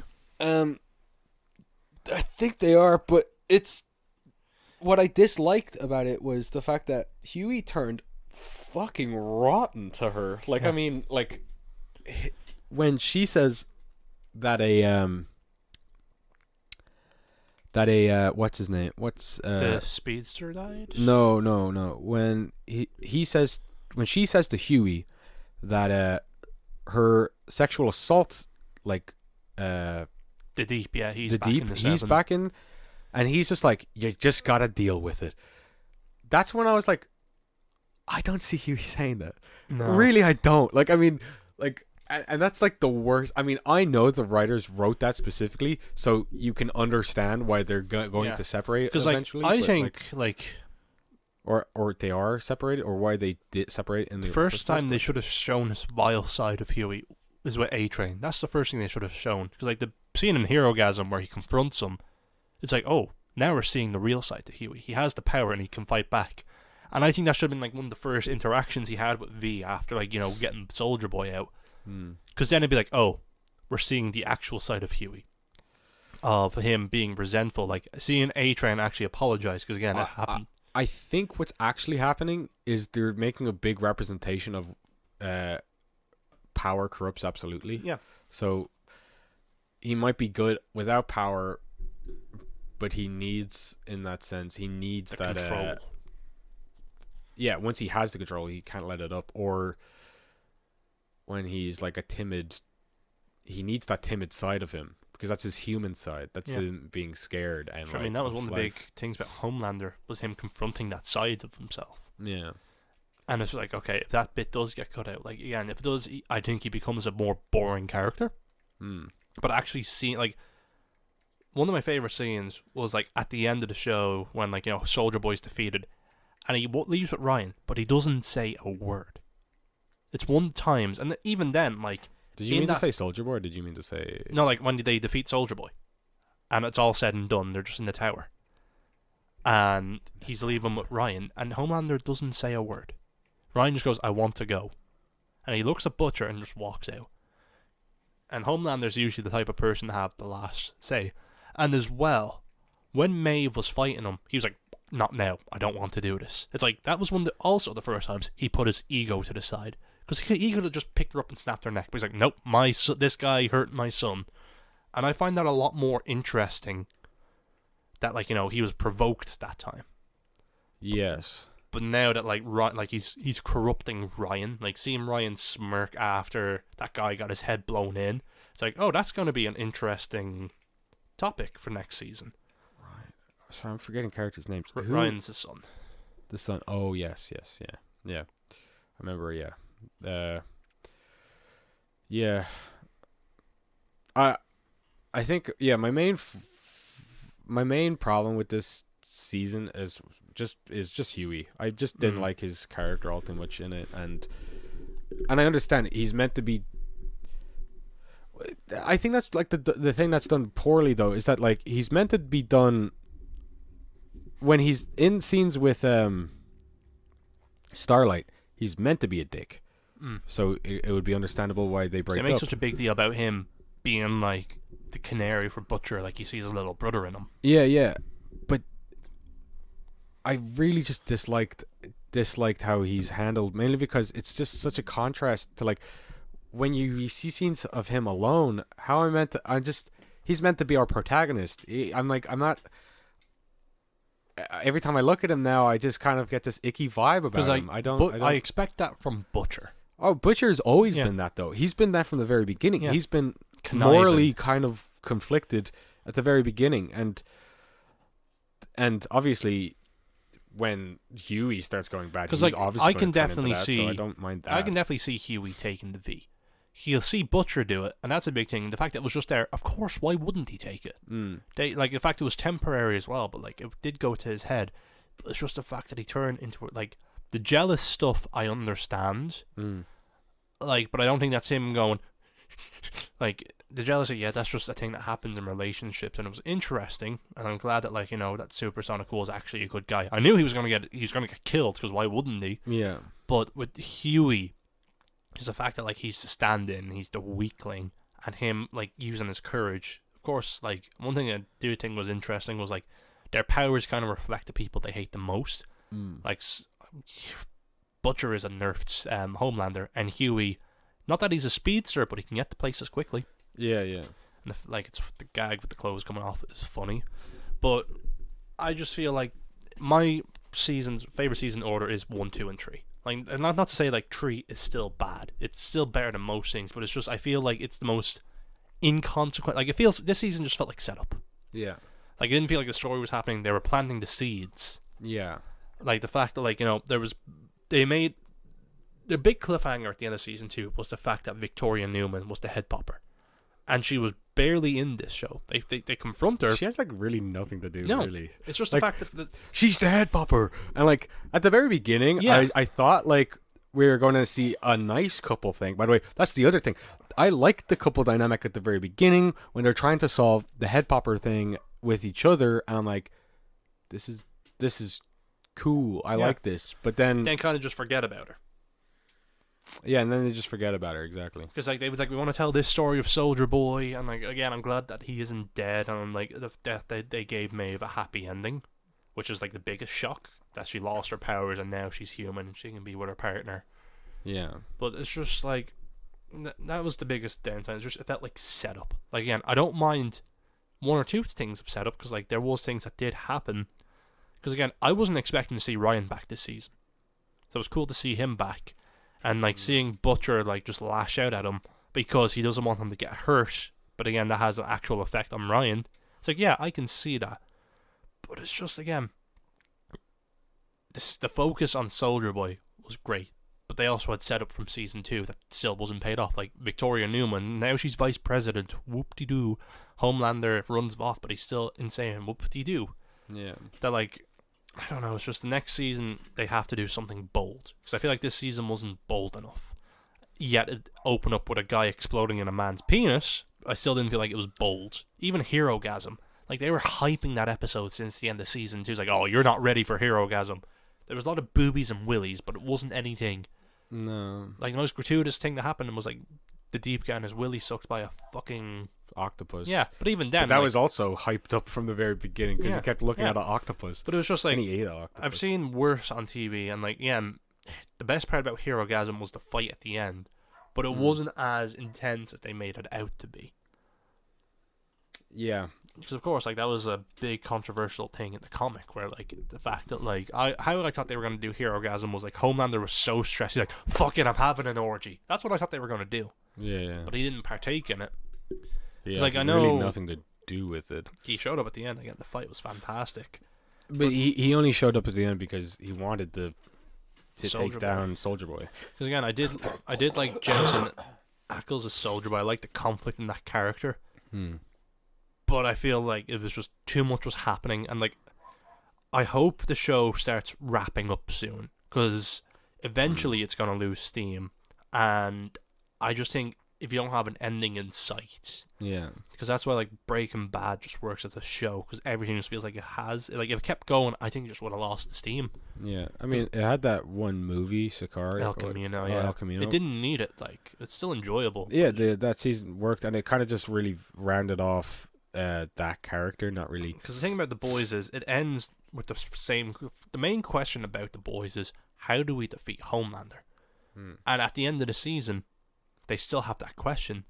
It's like, oh, Soldier Boy, but he's in stasis now. Is it going to be Ryan that kills him? Because like they completely changed Noir from the comic, where like he was a clone of Homelander, which I think is a good subversion.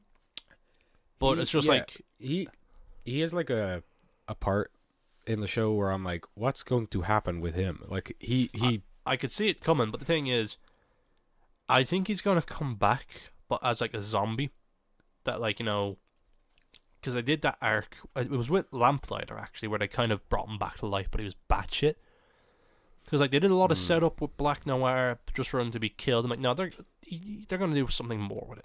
Because like the fact that like when Homelander's confronting like Deep A Train and Ashley, and like the last thing he says was like, Noir was better than all of you combined.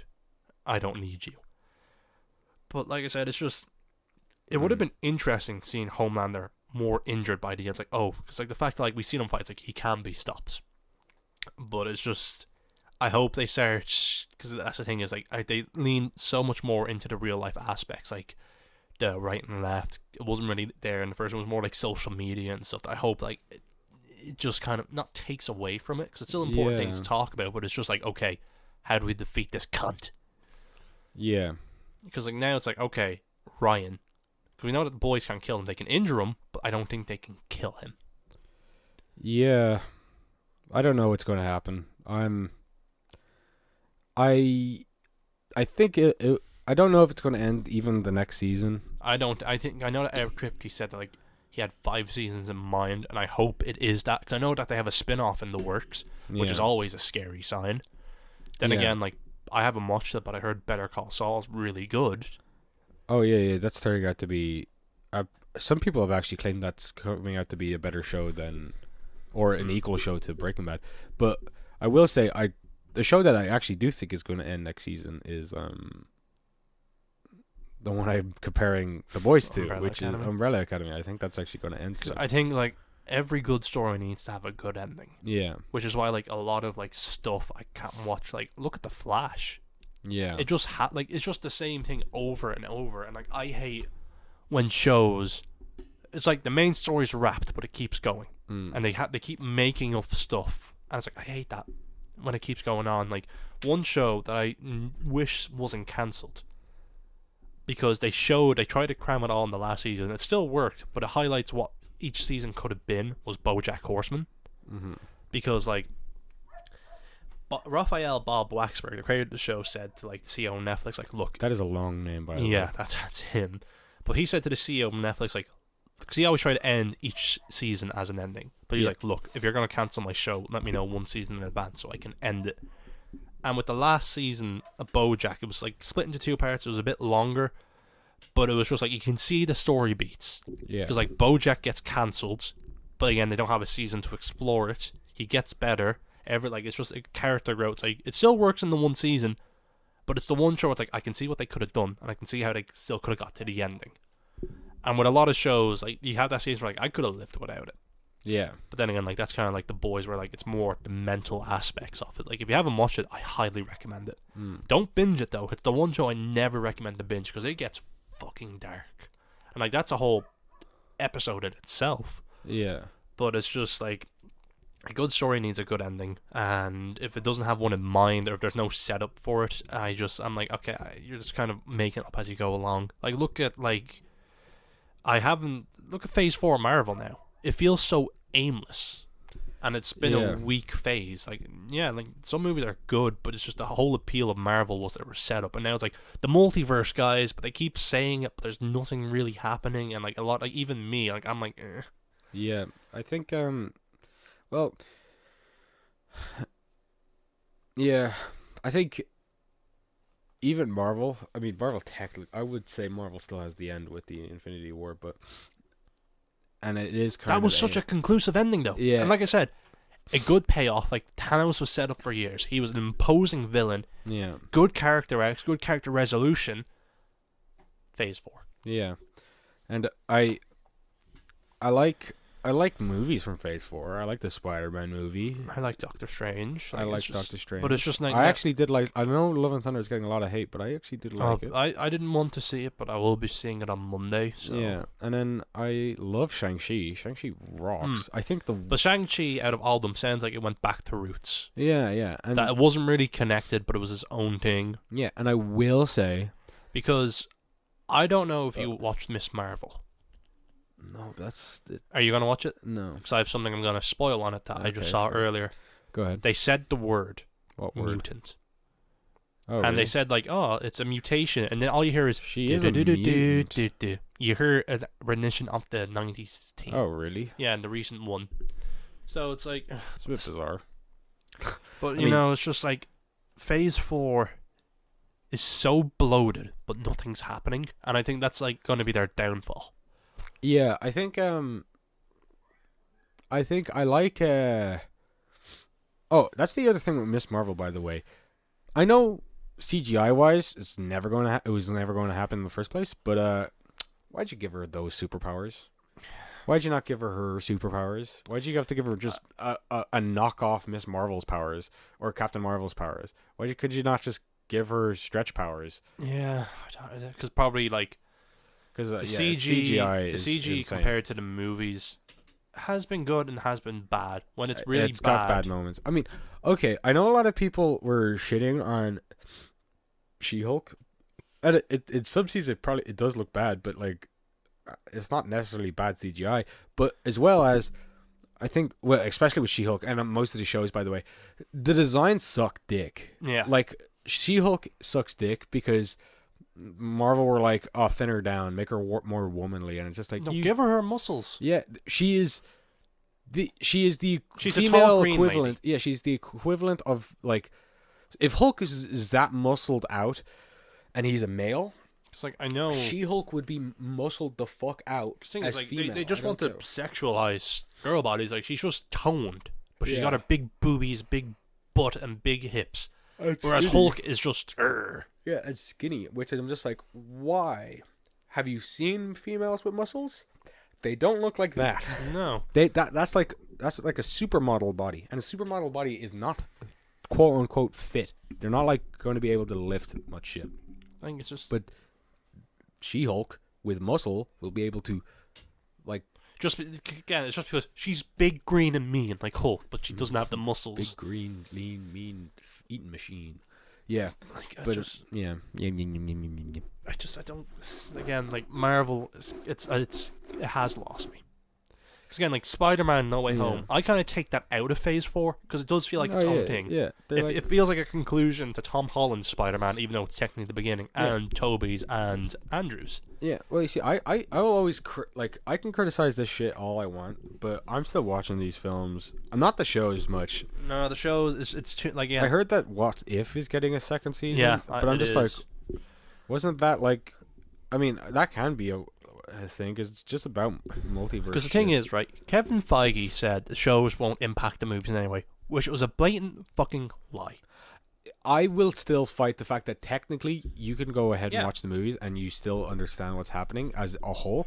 But if you're saying it's impacting, it's like it's a yes and no question. It is grey, yes. Because technically you can watch Doctor Strange and like not care for what happens in WandaVision. It's like it's not like you can just say an event and you can just say Because like the thing is, the fact that like Loki felt so big and it felt so important, yeah. but now it's like, oh, the multiverse broke. What's the next thing coming out? Spider-Man. Okay, Doctor Strange, Multiverse of Madness, but again, the multiverse still feels downplayed. Whereas with Loki, that ending. Multiverse of Madness visited one yeah. multiverse. The Like thing about Loki was, it felt like, oh, this is a consequence. This feels like something big. This feels like something unleashed. And like Loki is still my favorite MCU show, Just because, like, I would agree. because the thing is, not because of the characters, because of the concept of it. Yeah, yeah. That it feels like so outworldly. They also go places. Yeah. They actually do other, like, they're not on Earth all the fucking time, which pisses me off about most recent stuff.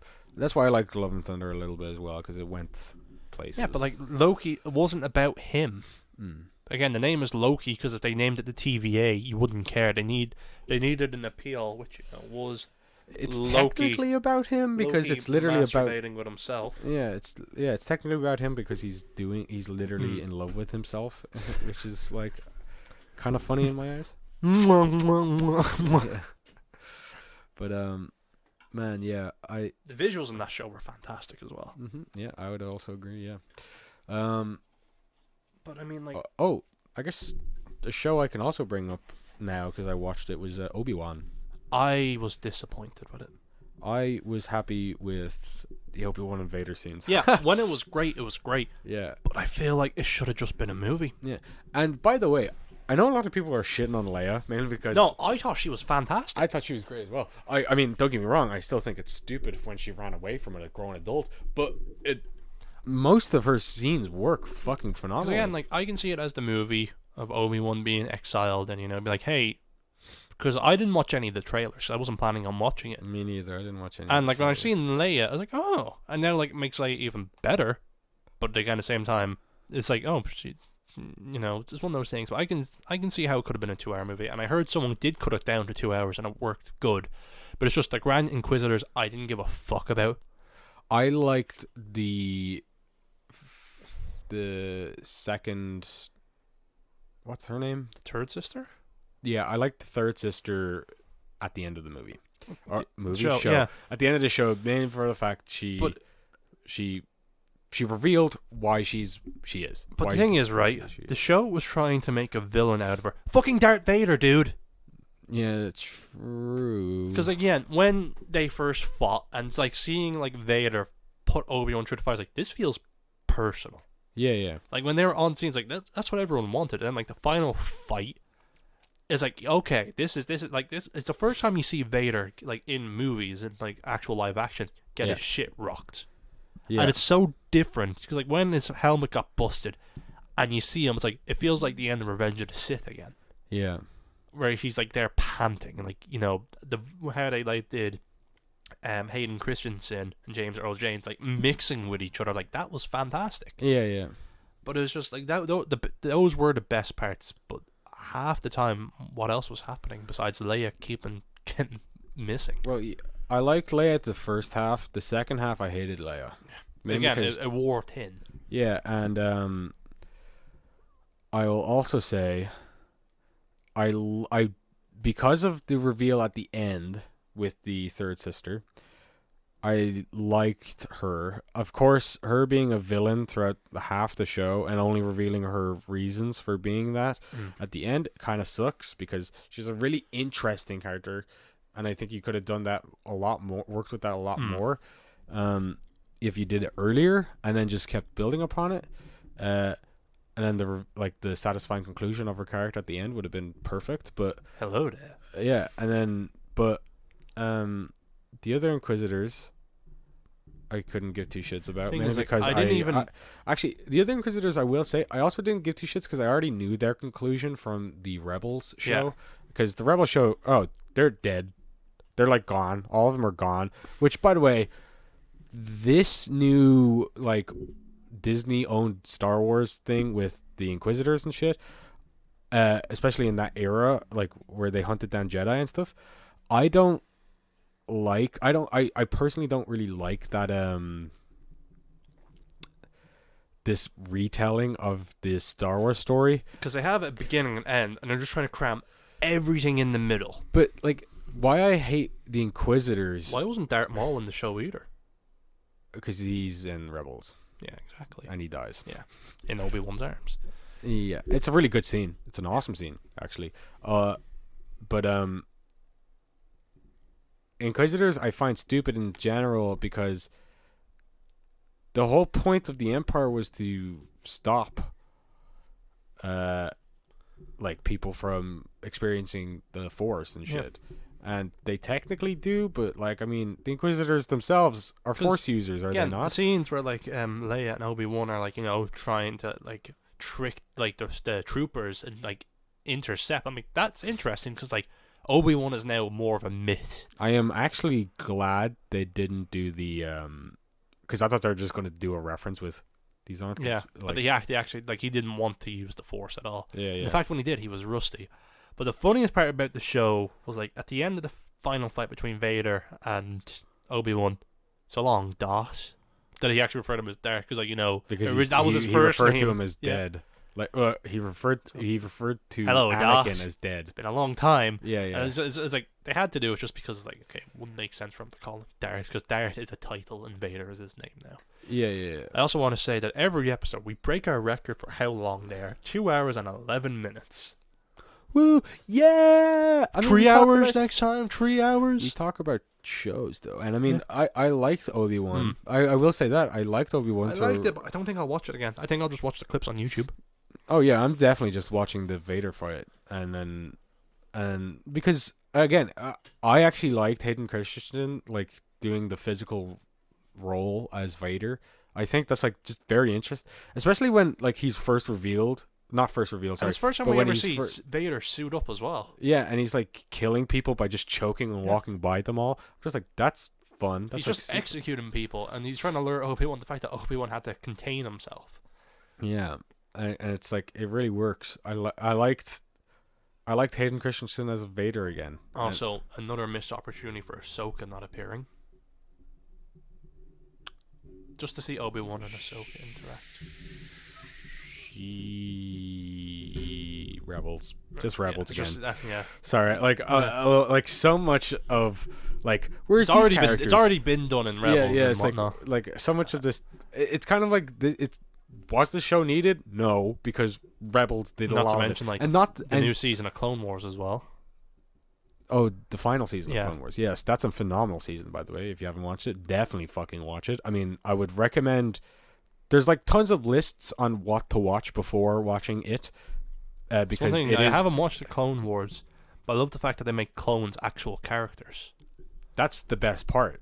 Like the clone episodes are the best part. There's good episodes as well of them explaining, being more, them elaborating and explaining more on why Anakin turns bad.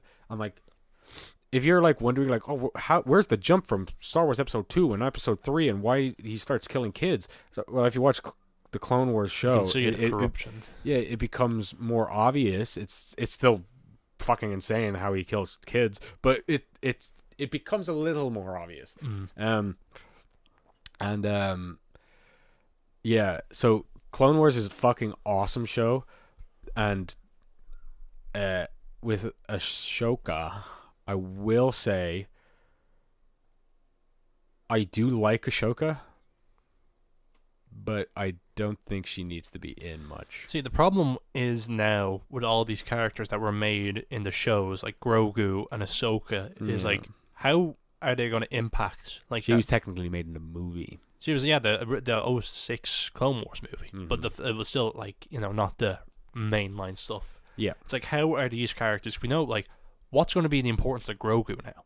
Because they're paying, like, the fact that, like, he's another Yoda species, very force sensitive. I don't know why they made Grogu. Grogu is not in the next trilogy. Exactly. Meaning Grogu is either dead or Or like still baby. like a baby. That's true, I guess, because Yoda's species does age Like, fucking that's the thing. Is, like, awfully with slow. these characters, because like we got send-offs for the clones like Rex and whatnot, Yeah. but like Ahsoka was still kicking it. So how are they? How's Ahsoka? I know that like I hate that they're getting their shows Yeah. because the shows like at the end they're not really impactful. No. If Ahsoka appear like if they like Oh, isn't that one guy from Rogue One getting a show? Ezra, I heard he was gonna be in Ahsoka. Not Rogue One. Fucking I know the one you're on about.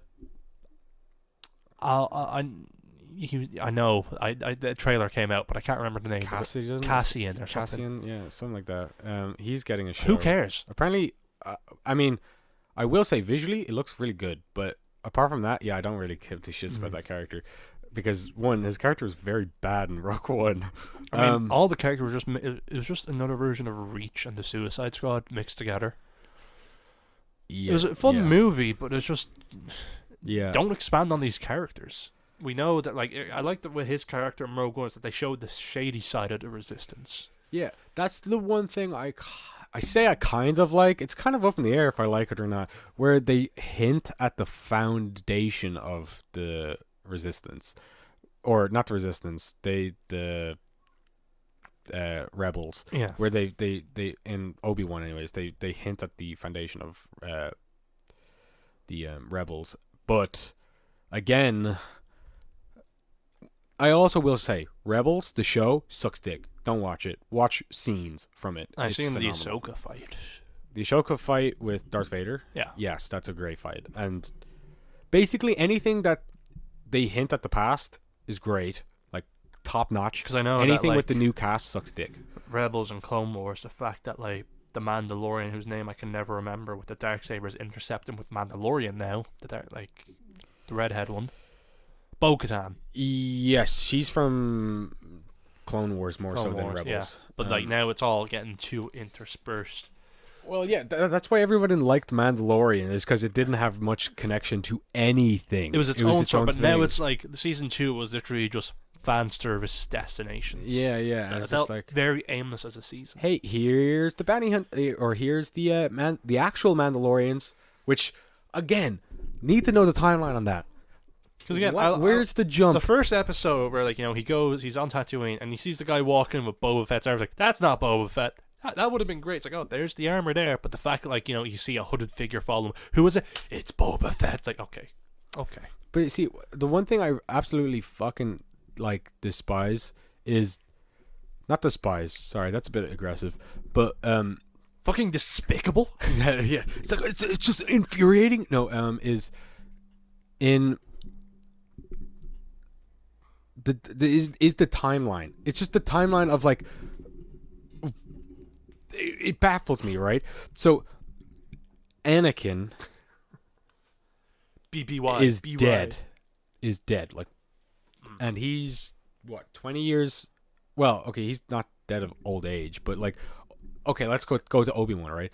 Anakin is 20 years or so younger than Obi-Wan, or not even, like, I can't remember. Yeah, anyways, let's go with 20 years because that's an over-exaggeration. I think he's actually younger. But because he... Actually, no, I think they're like... Yeah, I'll go... Whatever, I'll say 15 years. Because in Star Wars Episode 1, Anakin's like 5 or 6 or something like that. Or 10. I don't know. And then Obi-Wan is an apprentice still. So he's not reached his 20s. Padawan, actually. A Padawan, sorry. So he's not even reached his... knighthood. Like, so he's not even in his 20s, I don't think. So, which is baffling to me because that means an Obi-Wan in Star Wars Episode 4 is old, like really old. And now he's around the same age as that girl who has the red head. Yeah. In red hair, sorry, not like in Mandalorian season 2. I'm just like, how the fuck is she not old as fuck right now? Because in space, no one can hear you scream. Yep. But I think the Star Wars bash will have to be for another episode, because goddamn 2 hours and 20 minutes. Okay, I'll say this last thing. Why is Mandalore being brought back up again? Like, yeah, they kind of sorted it out because he has the Darksaber, and now he's like, I could take it, and she's like, no, and he's like, why not? He's like, I have to fight you. He's like, okay, punch me and I'll drop it. Then yeah. Man, I hate, but like, I'm talking about Mandalore as in their home. Like, why is that being brought up again? I mean, at the end of Clone Wars, Mandalore, give the nerds what they want. Yeah, at the end of Clone Wars, Mandalore is gone. It's lost. Because Order 66 happened, the Empire rule. And now it's like, okay, well, now the Empire is gone. Now there's a power struggle back on Mandalore again. So now they're trying to get back Mandalore. And I'm just like, where was the different factions? How many Mandalorians are there out there that have different factions? Because 7. Mandalorian faction is like built on like, this is the Mandalorian way. We never remove our helmet. It's just like, but I've seen Mandalorians without their helmets in like the original show. They're pretty much like, trying to say that, like, you know, hey, Mandalorian man, you're ISIS, the equivalent of ISIS of Mandalorians, the extremists. Yeah, it's just a very bizarre. I don't know. Then it's just, I mean, I still recommend Star Wars as a whole. It's still very enjoyable series. It's just when you talk about the Clone Wars shit. oh no, I broke it. Oh shit. He's dead. But when you talk about bringing back Clone Wars stuff, I'm like, Clone Wars was just such a good show. It was just such a good show, and it has a send off, which is an amazing send off. I just don't know why we really need it anymore.